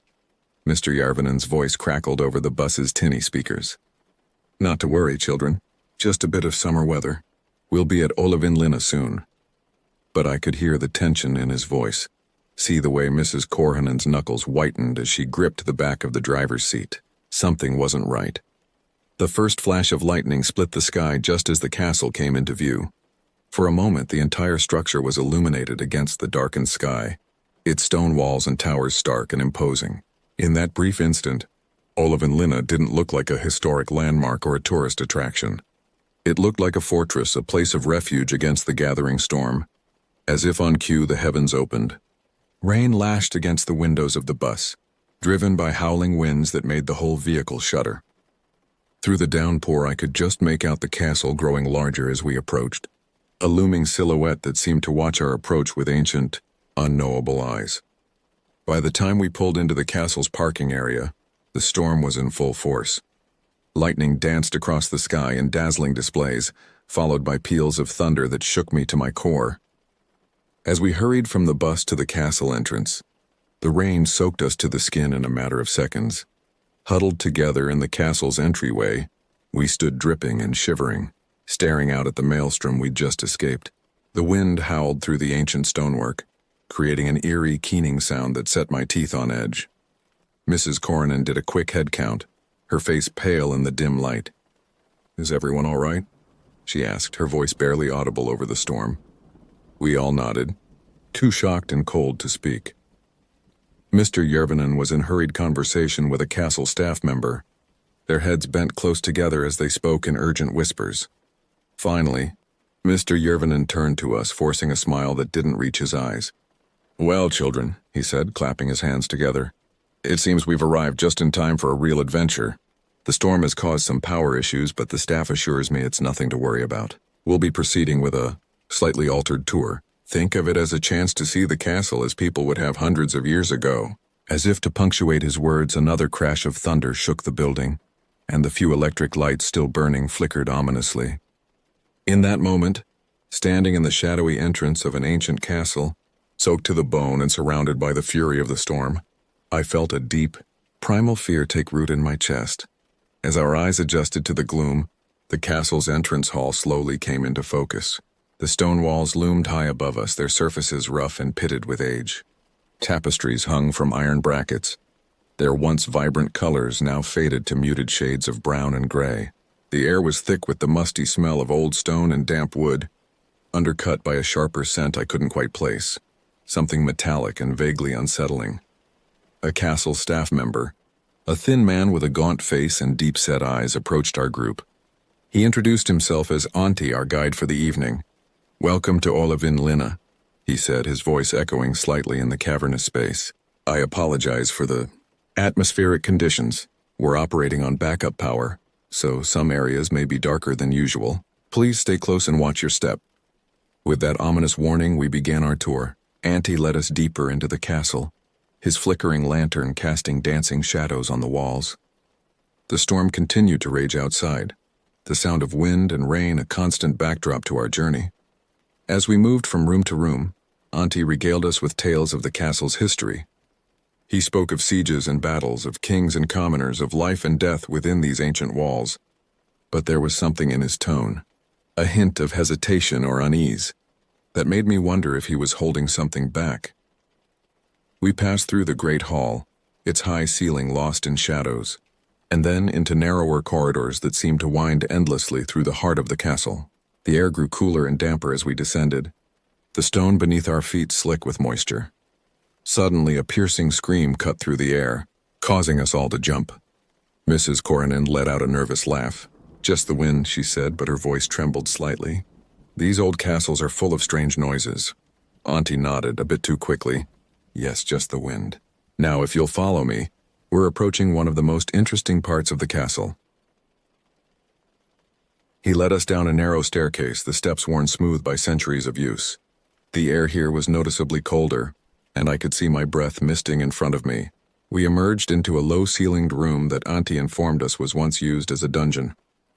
In medieval times, he said, his lantern casting eerie shadows across his face, prisoners were kept here sometimes for years. The conditions were harsh, to say the least. As my eyes roamed the room, taking in the rusted manacles still attached to the walls and the ominous dark stains on the floor, a chill ran down my spine that had nothing to do with the temperature. I couldn't shake the feeling that we were being watched, that countless unseen eyes were fixed upon us from the deepest shadows. Auntie was in the middle of explaining the various torture devices that had once been used in this room, when another scream echoed through the castle. This time it was unmistakably human. For a moment we all stood frozen in shock. Then Mr. Yervanen sprang into action. "Stay here," he commanded, his voice tight with tension. "Mrs. Coronin and I will investigate. Auntie, please keep the children here until we return." As our teachers disappeared up the staircase, their footsteps fading into the distance, an uneasy silence fell over our group. Auntie shifted nervously from foot to foot, his eyes darting around the room as if searching for hidden dangers. Minutes ticked by with agonizing slowness. The storm outside seemed to intensify, the wind howling through the castle's corridors like a tortured soul. Strange creaks and groans emanated from the walls around us, as if the very stones of the castle were coming alive. Just as the tension was becoming unbearable, we heard footsteps approaching. But instead of the reassuring voices of our teachers, we were met with the sight of a castle security guard, his face pale and drawn. "We need to evacuate immediately," he said, his words clipped and urgent. "There's been an incident. Please follow me quickly and calmly." As we hurried after the guard, my mind raced with possibilities. What kind of incident could have occurred? Where were our teachers? And why did I have the sinking feeling that our night of horror was far from over? The security guard led us through a maze of corridors, his flashlight beam bouncing erratically off the stone walls. The castle seemed to have transformed in the short time since we'd begun our tour. What had initially felt like an exciting historical adventure now felt like a nightmare come to life. Our footsteps echoed loudly in the narrow passageways, punctuated by the occasional rumble of thunder from the ongoing storm. The air grew thicker as we ascended, heavy with an oppressive humidity that made it difficult to breathe. As we rounded a corner, I caught a glimpse of something that made my blood run cold. There on the wall was a splash of what looked unmistakably like fresh blood. The security guard quickly ushered us past, but not before I saw him exchange a worried glance with Auntie. We emerged into the great hall, now eerily silent and dark. The guard directed us to gather near the main entrance while he conferred quietly with other staff members who had appeared from various doorways. I looked around at my classmates, their faces pale and frightened in the dim emergency lighting. Mikko, my best friend, leaned close and whispered, "Where do you think Mrs. Koronen and Mr. Järvinen are?" Before I could respond, a commotion near the entrance caught our attention. 2 more security guards had entered, supporting between them a third man who appeared to be injured. As they passed by our huddled group, I caught a glimpse of the man's face. It was Mr. Järvinen, but he looked nothing like the cheerful, composed teacher I knew. His face was ashen, his eyes wide and unfocused. A nasty gash ran across his forehead, still oozing blood. "It took her," he was muttering, his voice hoarse and trembling. "Oh God, it took her, and I couldn't. A chill ran through me as I realized who he must be talking about. Mrs. Korhonen was nowhere to be seen. The head of security, a burly man with a grim expression, approached our group. "Children," he said, his voice low and serious, "we're going to evacuate you from the castle now. There's a bus waiting outside to take you to a safe location in town. Please stay together and follow instructions carefully." As we were led towards the exit, I couldn't shake the feeling that we were leaving something, or someone, behind. The castle loomed around us, its ancient stones seeming to pulse with a malevolent energy. Just as we reached the massive oak doors of the entrance, a blood-curdling scream echoed through the hall. It was a sound of pure terror and agony, and it seemed to come from deep within the bowels of the castle. In the chaos that followed, with security guards shouting orders and my classmates crying out in fear, I felt a tugging sensation. For a brief moment, I thought I saw a figure standing in a shadowy doorway across the hall. A woman in old-fashioned dress, her face obscured by long, dark hair. She raised a pale hand, beckoning. I blinked and she was gone. But the tugging sensation remained, an inexplicable urge to turn back, to plunge deeper into the castle's depths. As we were hurried out into the storm-lashed night, I cast one last glance over my shoulder. The castle stood silhouetted against the lightning-torn sky, its windows dark and lifeless. But I could have sworn I saw movement behind one of those windows, a flicker of something that should not be. The bus ride back to town was a blur of confusion and fear. We huddled together, wet and shivering, as the adults spoke in hushed, urgent tones. No one seemed to know exactly what had happened, but rumors flew thick and fast. Some spoke of an accident, others of an attack. A few whispered about ghosts and ancient curses. All I knew was that Mrs. Koronen was missing, Mr. Järvinen was injured, and nothing would ever be the same again. As we pulled into the parking lot of a local hotel where we were to spend the night, I felt a strange sense of disconnection. The familiar world of just hours ago, my parents, my home, my safe and predictable life, seemed impossibly far away. In its place was a new reality, one filled with shadows and unknowable terrors. The days following our ill-fated trip to Olavinlinna Castle passed in a haze of confusion, fear, and relentless questioning. Our small village, normally so peaceful and isolated, was suddenly thrust into the spotlight as news of Mrs. Koronen's disappearance spread. Police cars and news vans clogged our narrow streets. Strangers with cameras and microphones lurked around every corner, hungry for any scrap of information. Our parents kept us close, their faces lined with worry and fatigue. I spent hours being interviewed by stern-faced police officers, recounting every detail I could remember from that night. But no matter how many times I told the story, it never seemed to make any more sense. How could a teacher simply vanish within the confines of a castle? And what had Mr. Järvinen seen that had left him so shaken? Mr. Järvinen himself was of little help. He had been hospitalized immediately after the incident, suffering from both his physical injuries and what the doctors called extreme psychological distress. When he finally returned to the village weeks later, he was a changed man. The warm, jovial teacher we had known was gone, replaced by a hollow-eyed shell who jumped at shadows and muttered constantly under his breath. As the investigation dragged on with no results, life in our village slowly began to return to a semblance of normalcy. But for me, nothing felt normal anymore. I was plagued by nightmares, reliving that night in the castle over and over again. In my dreams, I would find myself wandering through endless dark corridors, always sensing something terrible just beyond my sight. I would wake up screaming, drenched in sweat, the echo of Mrs. Corhonen's final scream ringing in my ears. My parents tried their best to help me cope. They took me to see a child psychologist in the nearest big town, a kind woman who spoke in soft tones and asked me to draw pictures of my feelings. But how could I explain the deep, gnawing fear that had taken root in my chest? How could I describe the sense that something fundamental had shifted in the world? That the boundaries between what I had always believed to be real and unreal had somehow blurred. As summer faded into autumn and then into a long, dark winter, the outside world's interest in our story gradually waned. The news vans disappeared, the journalists moved on to fresher stories. But for those of us who had been there that night, there was no moving on. We survivors of the Olavinlinna incident formed an unspoken bond. At school, now under the guidance of a nervous young substitute teacher, we would exchange glances filled with shared understanding. During breaks, we huddled together in quiet corners, whispering theories and sharing fragments of half-remembered dreams. Miko, always the most imaginative among us, was convinced that Mrs. Corhonen had been taken by the ghost of the maiden from the castle's legend. "Remember the story the guide told us?" he would say, his eyes wide. "Maybe the maiden's spirit is still there, lonely after all these centuries, and she took Mrs. Corhonen for company."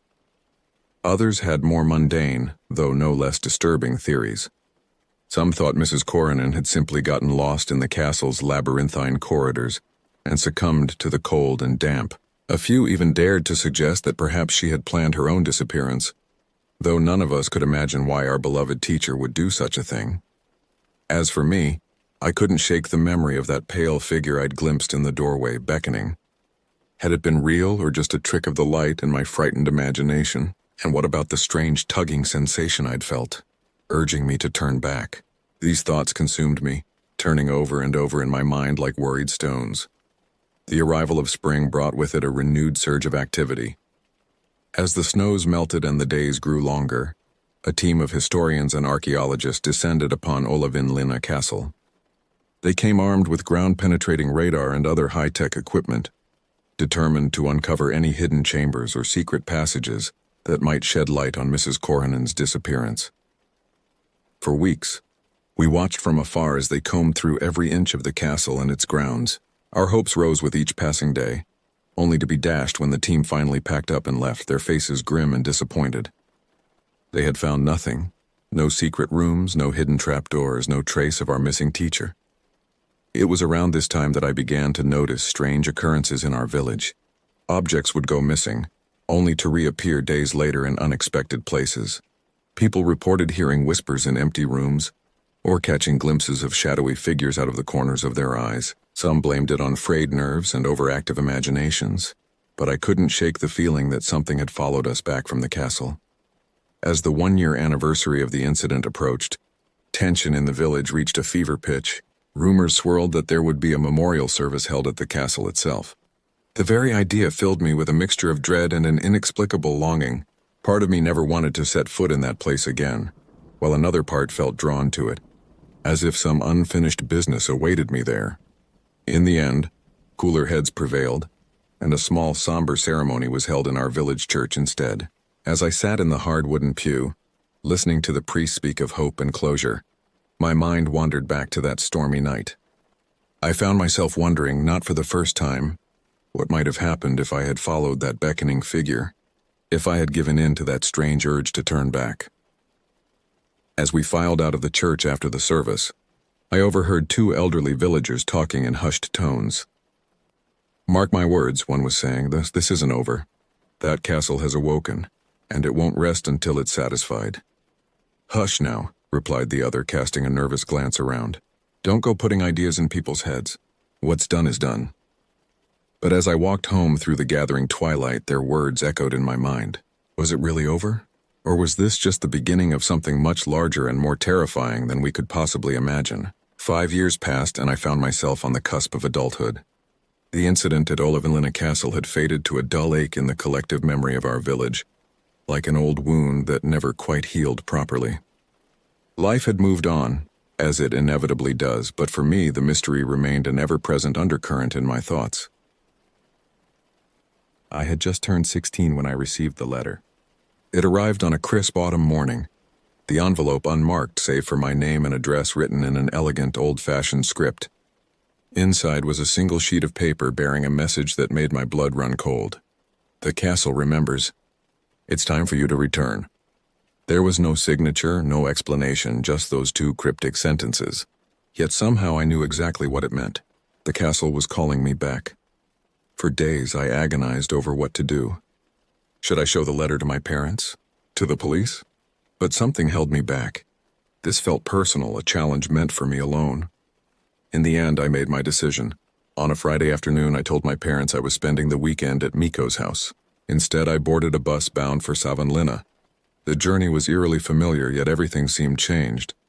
The landscape that had once filled me with wonder now felt oppressive, heavy with unspoken secrets. As we neared Savonlinna, the sky darkened ominously, mirroring the storm of emotions raging within me. Olavinlinna Castle looked much as I remembered it, its stone walls stark against the turbulent sky. But now, older and more perceptive, I noticed details I had missed before, the way the shadows seemed to move of their own accord along the battlements, the unsettling patterns in the weathered stone that almost resembled faces frozen in silent screams. I approached the ticket booth, my heart pounding. The elderly woman behind the counter peered at me curiously. "Last tour of the day," she said. "You'll have to hurry." As I joined the small group gathering for the tour, a chill ran down my spine. Our guide, a middle-aged man with a weathered face, looked startlingly familiar.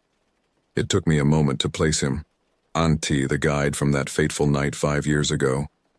His eyes met mine, and I saw a flicker of recognition, quickly masked. "Welcome to Olavinlinna Castle," he began, his voice steady but with an undercurrent of tension. "Please stay close to the group. The castle can be unpredictable at times." As we moved through the castle's rooms and corridors, memories flooded back. Here was the great hall where we had huddled in fear. There was the staircase leading down to the dungeon. Every stone, every shadow seemed charged with significance. Antti's tour spiel was similar to what I remembered, but there were subtle differences. He glossed over certain areas quickly, his eyes darting nervously as if watching for something. And more than once I caught him looking at me with an expression I couldn't quite decipher. As the tour neared its end, I hung back, allowing the rest of the group to move ahead. Antti noticed, of course. He approached me, his face a mask of concern and something else. "Fear? You shouldn't have come back," he said in a low voice. "It's not safe. The castle, it's changed since that night. Can't you feel it?" I nodded, unable to speak. The air around us felt thick, oppressive, as if the very stones were listening to our conversation. Antti glanced around nervously, then pressed something into my hand. "If you insist on staying, take this. It might help. But please, for your own sake, leave before nightfall." Before I could respond, he hurried away to rejoin the group. I looked down at the object in my hand, a small, intricately carved wooden amulet, worn smooth with age. As the last echoes of the departing tour group faded away, I found myself alone in the castle's shadowy interior. The fading daylight filtering through narrow windows cast long, distorted shadows across the floor. I took a deep breath, steeling myself for what was to come. Whatever secrets Olavinlinna Castle held, whatever had happened to Mrs. Korhonen 5 years ago, I was determined to uncover the truth.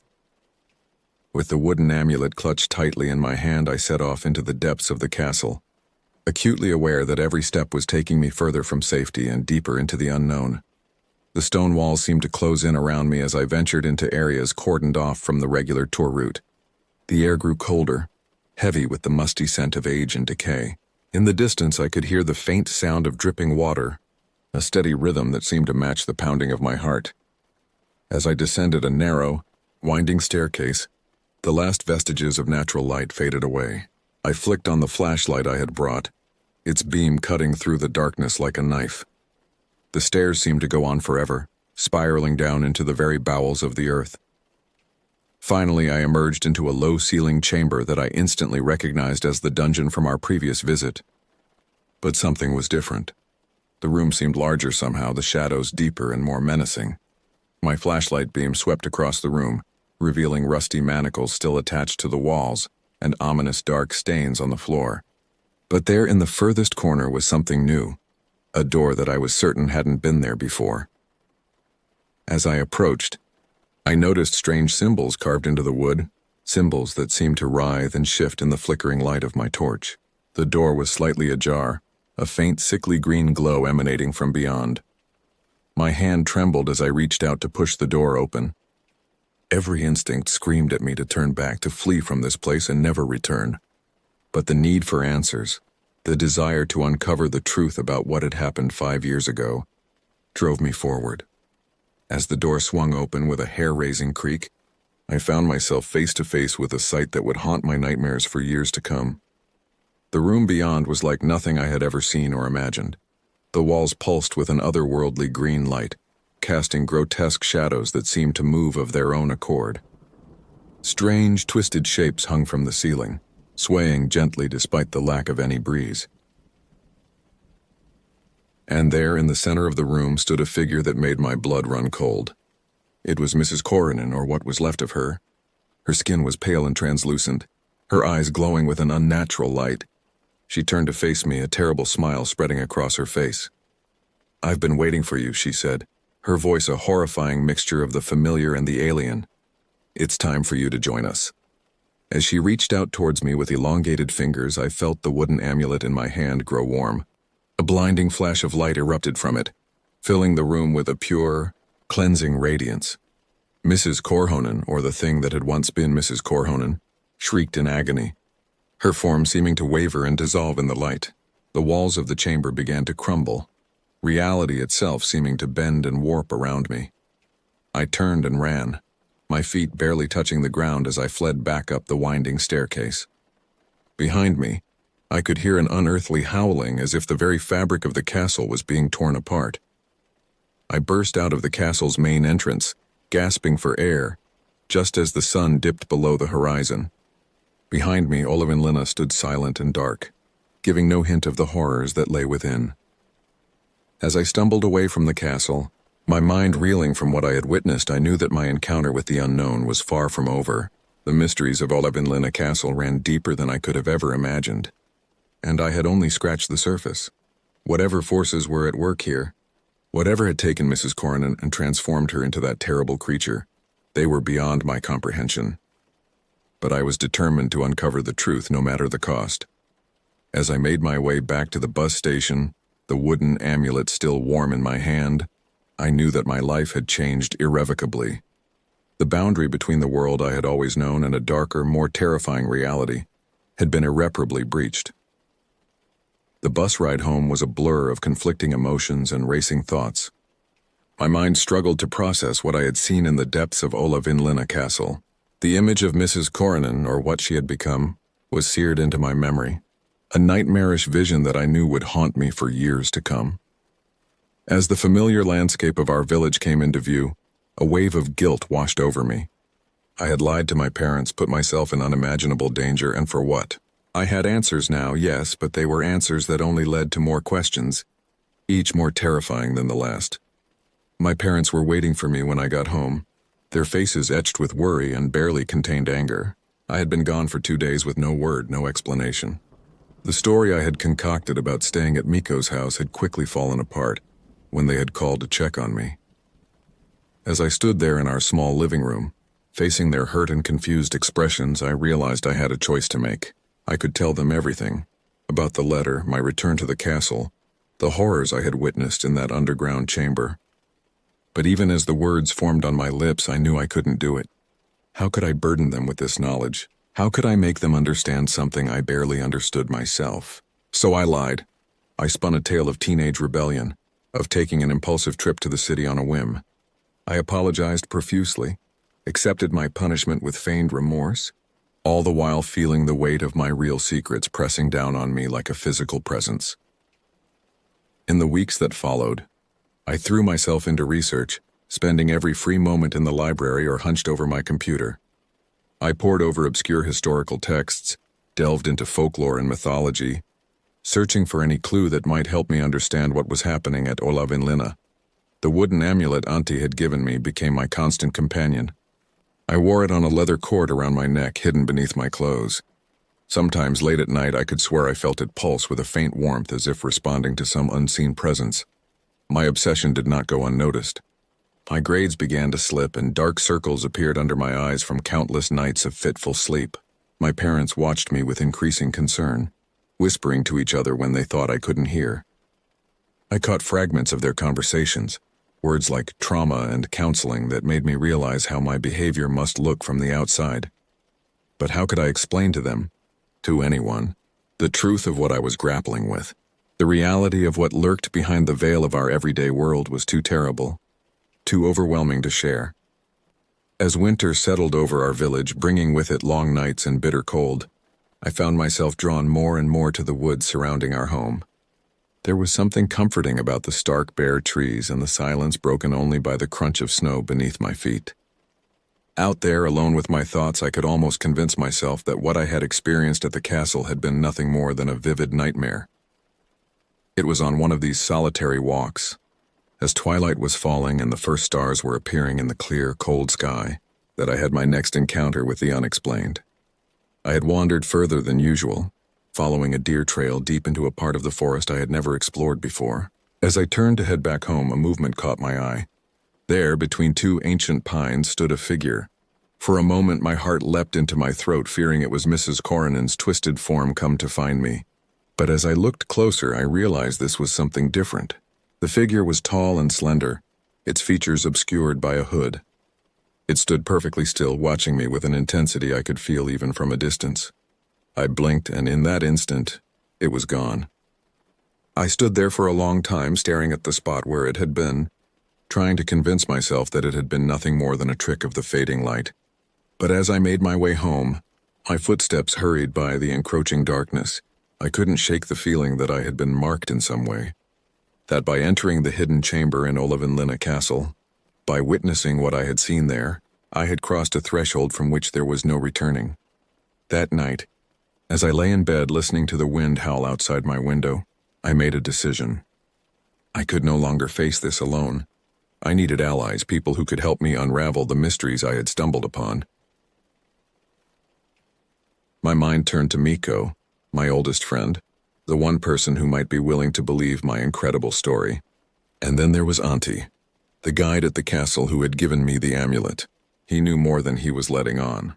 Of that I was certain. As dawn broke, casting a pale light through my frost-covered window, I made up my mind. I would confide in Mikko first, and together we would find a way to contact Auntie. Whatever dark forces were at work in Olavinlinna Castle, I was determined to face them, but I wouldn't do it alone. The next day at school, I pulled Mikko aside during lunch break. His usually cheerful face grew serious as I recounted my experiences at the castle. To his credit, he listened without interrupting, his eyes widening as I described the hidden chamber and the transformed Mrs. Coronan. When I finished, there was a long moment of silence. Then Mikko spoke, his voice low and intense. "I believe you," he said simply. "I've always known there was more to that night 5 years ago than we were told. Count me in, whatever you're planning." Relief washed over me. I wasn't alone in this anymore. Over the next few weeks, Mikko and I pored over every scrap of information we could find about Olavinlinna's history. We discovered old legends of secret societies that had used the castle for arcane rituals, tales of unexplained disappearances stretching back centuries. Meanwhile, I made discreet inquiries about Auntie, trying to find a way to contact him outside of the castle. It wasn't easy. He seemed to have no presence online, no listed phone number or address. Just when we were about to give up, a breakthrough came in the form of an anonymous email. The message was brief. "Meet me at the old church ruins outside the village. Midnight, 3 days from now. Come alone." I knew it had to be Auntie. Despite Mikko's protests, I decided to honor the request to come alone. On the appointed night, I slipped out of my house and made my way through the dark, silent village to the crumbling ruins of the medieval church that stood on a hill overlooking our community. As I approached the ruins, I saw a figure standing among the weathered tombstones. It was Auntie, looking older and more haggard than I remembered. "I'm glad you came," he said, his voice barely above a whisper. "We don't have much time. They're watching, always watching." Over the next hour, Auntie revealed a truth more terrifying than anything I had imagined. Olavinlinna Castle, he explained, was built on a nexus of ancient power, a place where the veil between our world and something else was thin. For centuries, a secret order had acted as guardians, keeping the dark forces at bay. But something had changed. The balance had shifted, and now an evil older than time itself was awakening. "What you saw in that chamber," Auntie said, his eyes haunted, "was just the beginning. If we don't find a way to stop it, what happened to your teacher will happen to others, to everyone." As he spoke, I felt the wooden amulet grow warm against my skin. Auntie noticed my reaction. "The amulet chose you," he said. "You have a role to play in all this, whether you want it or not." Our conversation was cut short by a distant howl that made the hairs on the back of my neck stand up. Auntie's face paled. "They've found us," he hissed. "Go now! And remember, trust no one. The enemy has many faces." I ran, my heart pounding, not daring to look back. As I reached the edge of the village, I heard a scream that could not have come from any human throat. Then silence fell, heavy and ominous. I knew then that there was no turning back.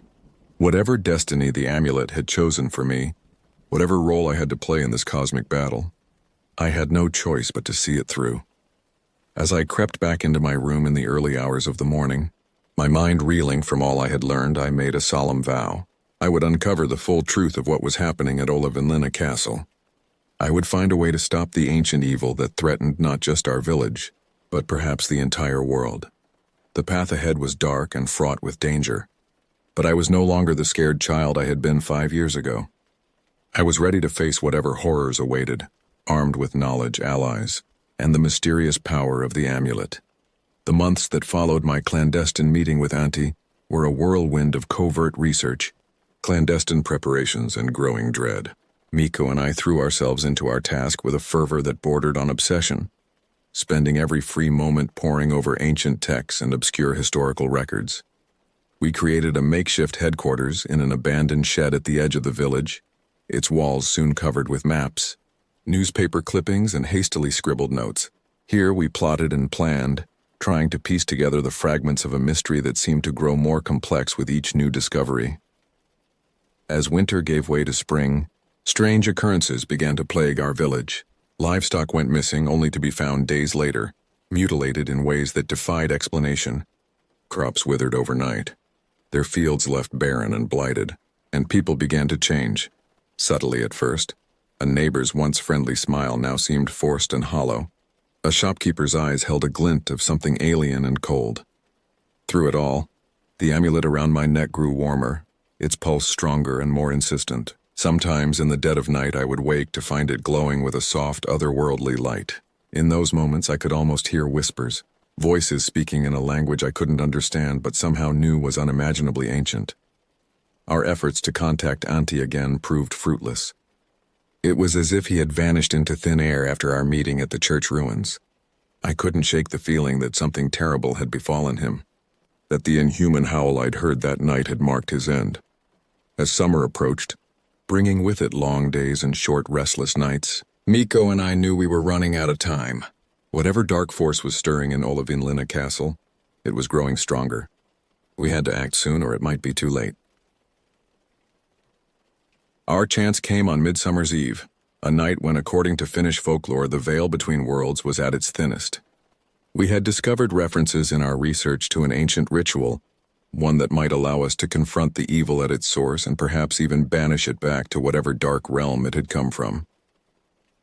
As the sun began to set on the longest day of the year, Miko and I set out for Olavinlinna Castle. We had told no one of our plans, knowing that to do so would only put others in danger. The weight of our secret mission pressed down on us, making each step feel like we were wading through quicksand. The castle loomed before us, its silhouette stark against the twilight sky. As we approached, I could feel the amulet growing almost painfully hot against my skin.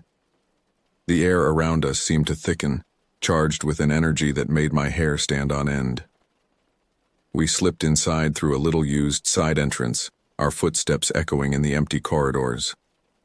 The castle felt different now, alive in a way that sent chills down my spine. Shadows seemed to move of their own accord, and more than once I caught glimpses of shapes just at the edge of my vision, gone when I turned to look.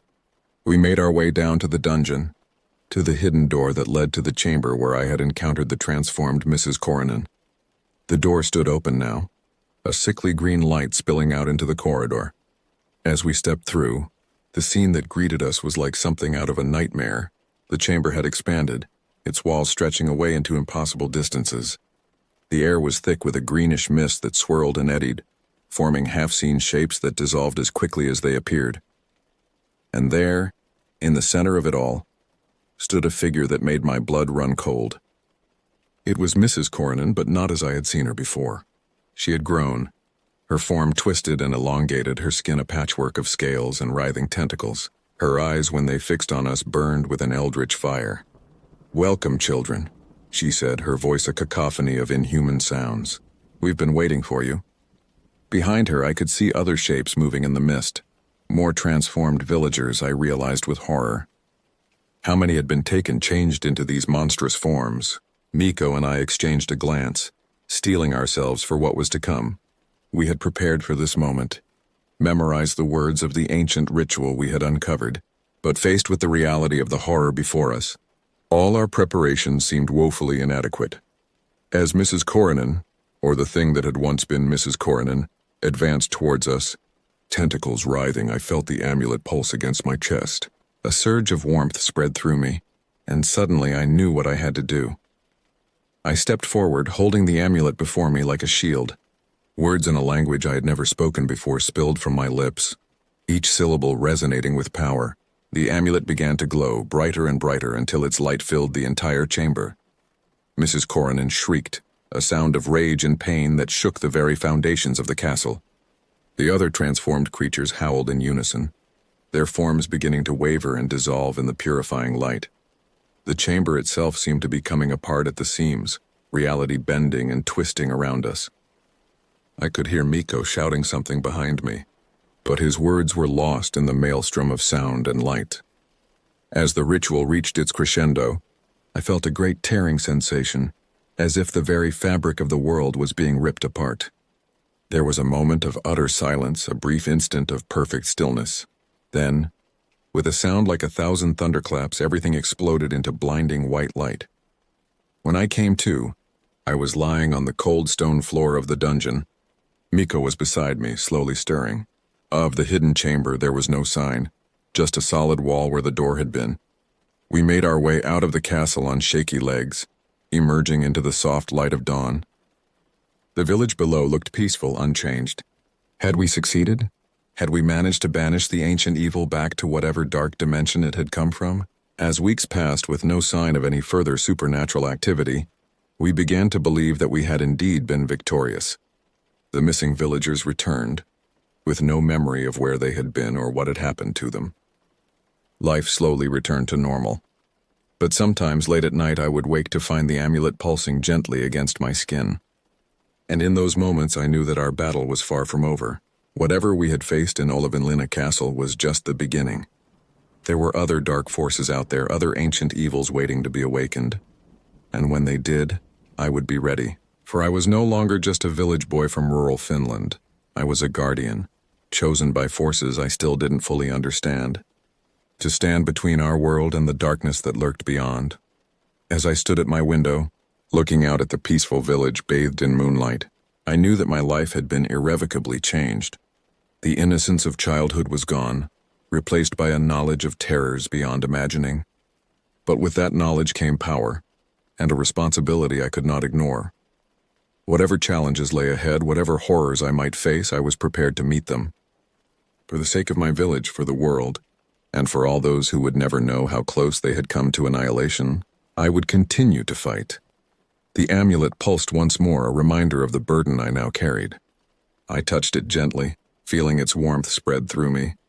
"I'm ready," I whispered to the night. "Whatever comes next, I'm ready." And somewhere in the deep shadows of Olavinlinna Castle, something ancient and patient stirred, waiting for its next opportunity to break free.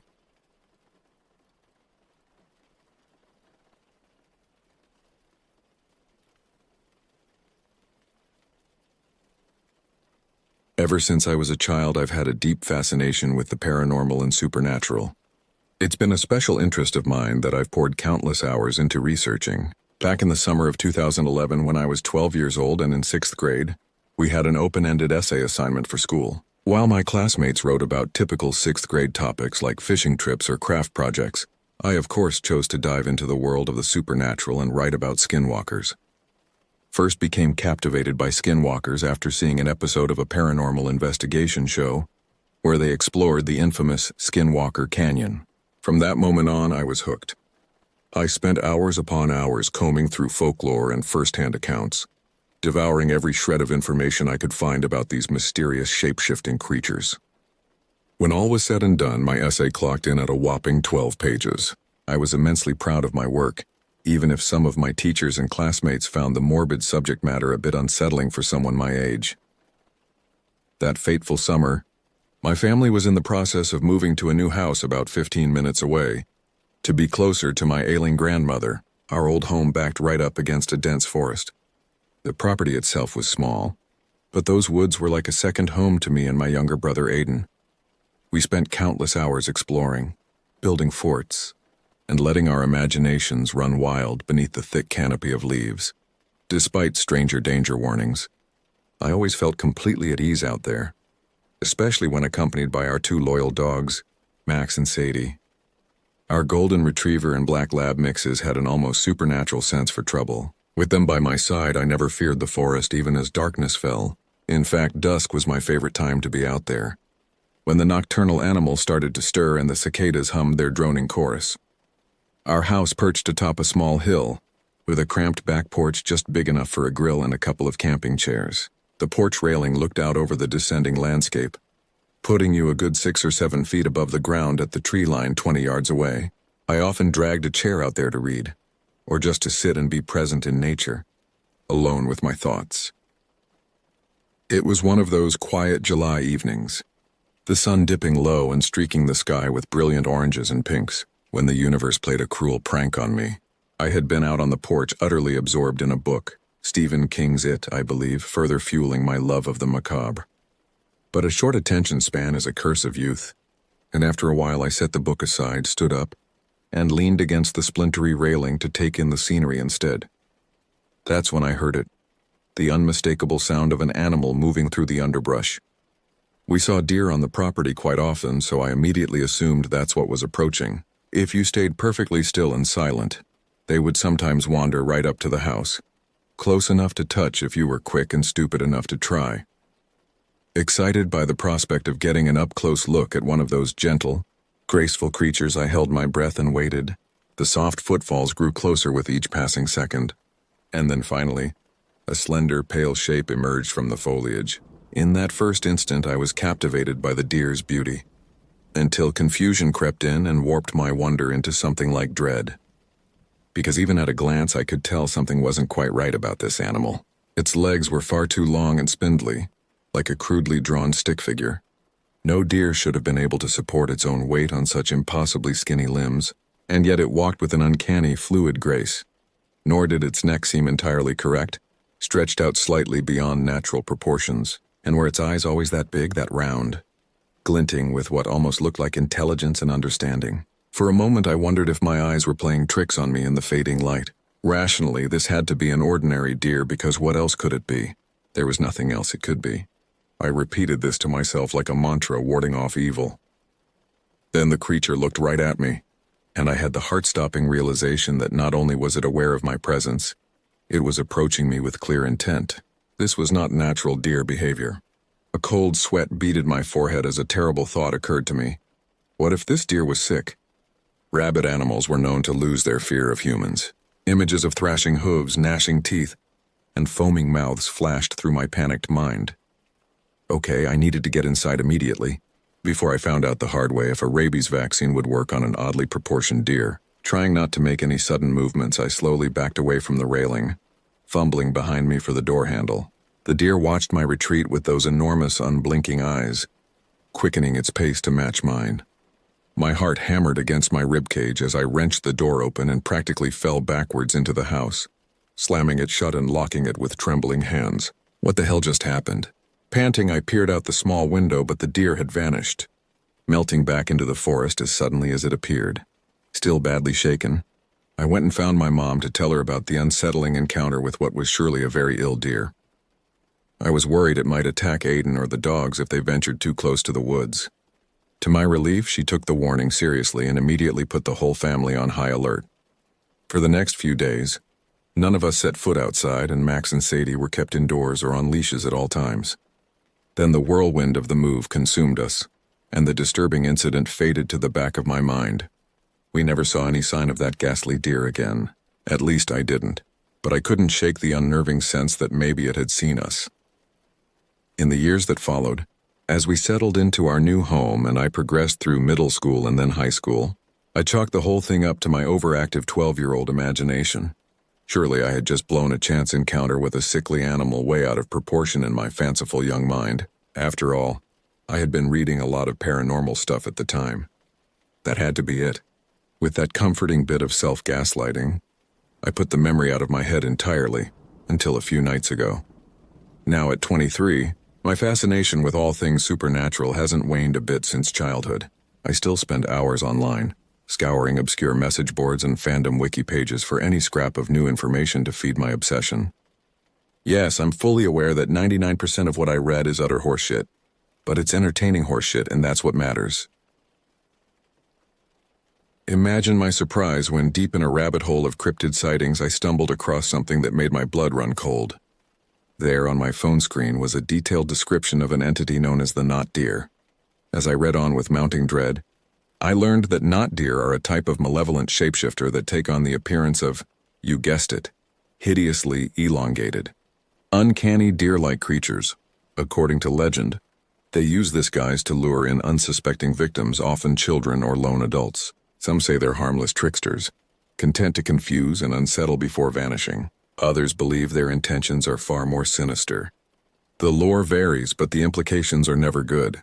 Specific details that jumped out at me: long, thin, almost skeletal limbs, stretched out necks, large, luminous, intelligent eyes, abnormally fearless around humans, able to vanish in an instant. My jaw dropped further with each bullet point.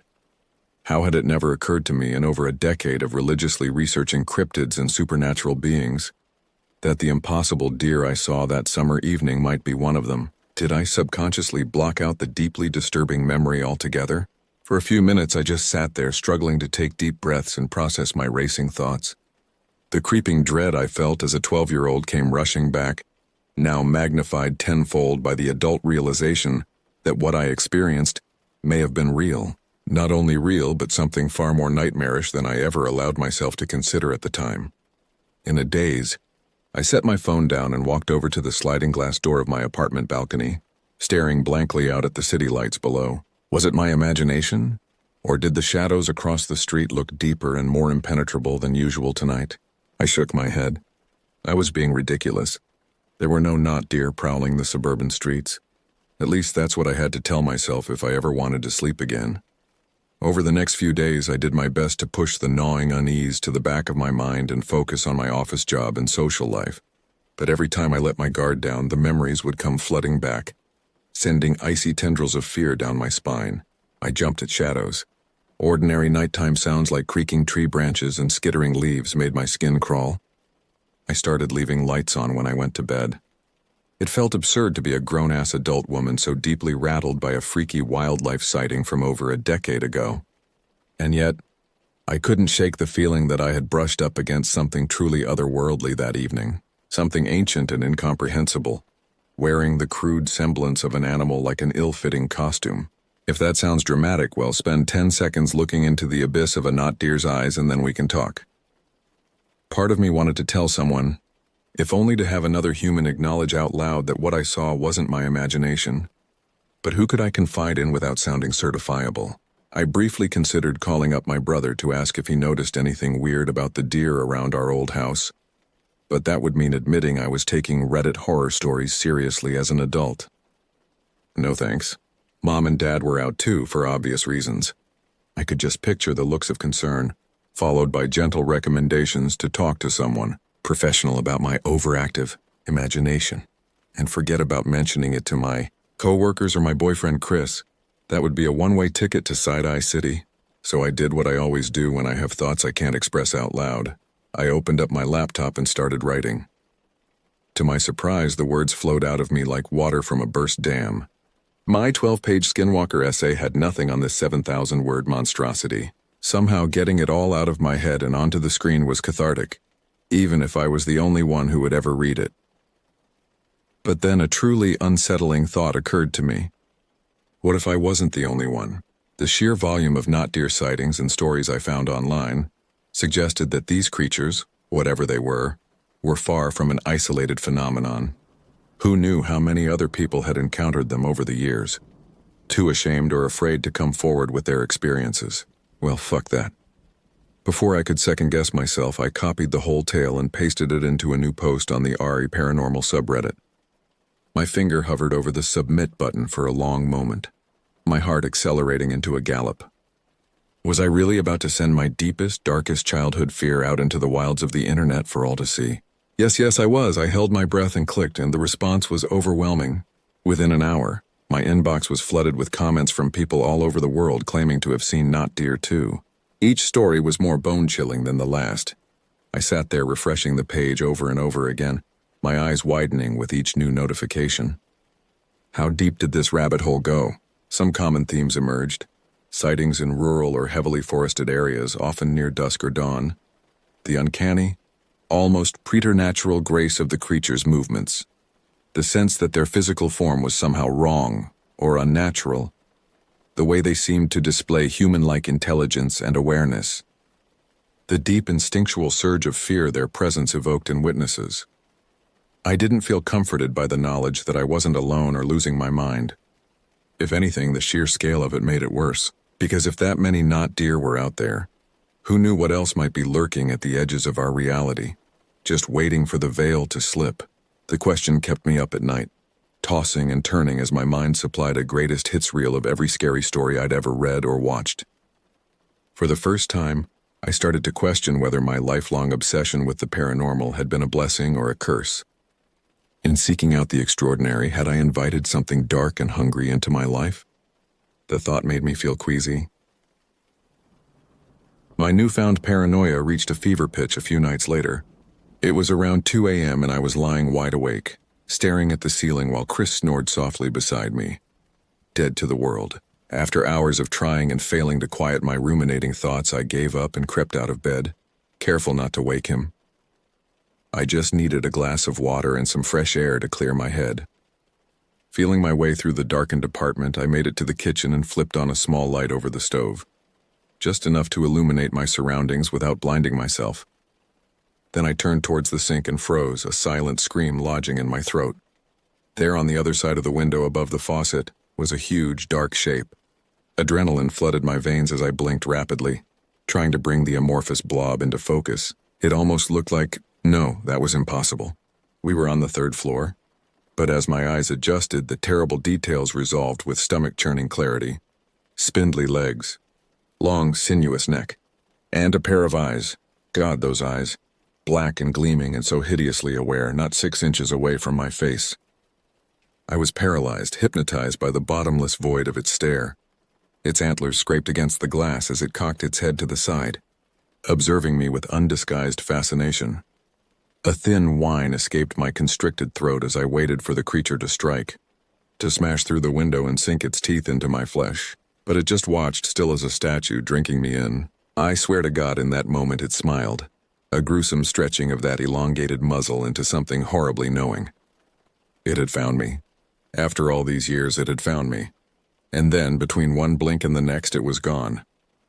I stood there panting, clutching the edge of the counter to keep from collapsing.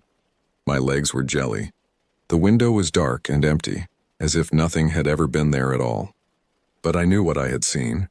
That was no mundane animal, no trick of the light. On some deep primal level, I understood that I had been marked by the not deer. It had my scent now, and it would never ever let me go. I wish I could tell you that I woke up the next morning to find it had all been a terrible nightmare, that the cold light of dawn banished the specter of the not deer like mist under the sun. I wish I could say that sharing my story brought me closure and peace instead of opening up a yawning chasm of existential dread. But I think we both know better than that. The truth is, I don't sleep much anymore. When I do, my dreams are plagued by visions of two long limbs and lamp-like eyes. Every night I find myself drawn to the window like a moth to a sputtering flame, my stomach twisting with mingled terror and morbid anticipate.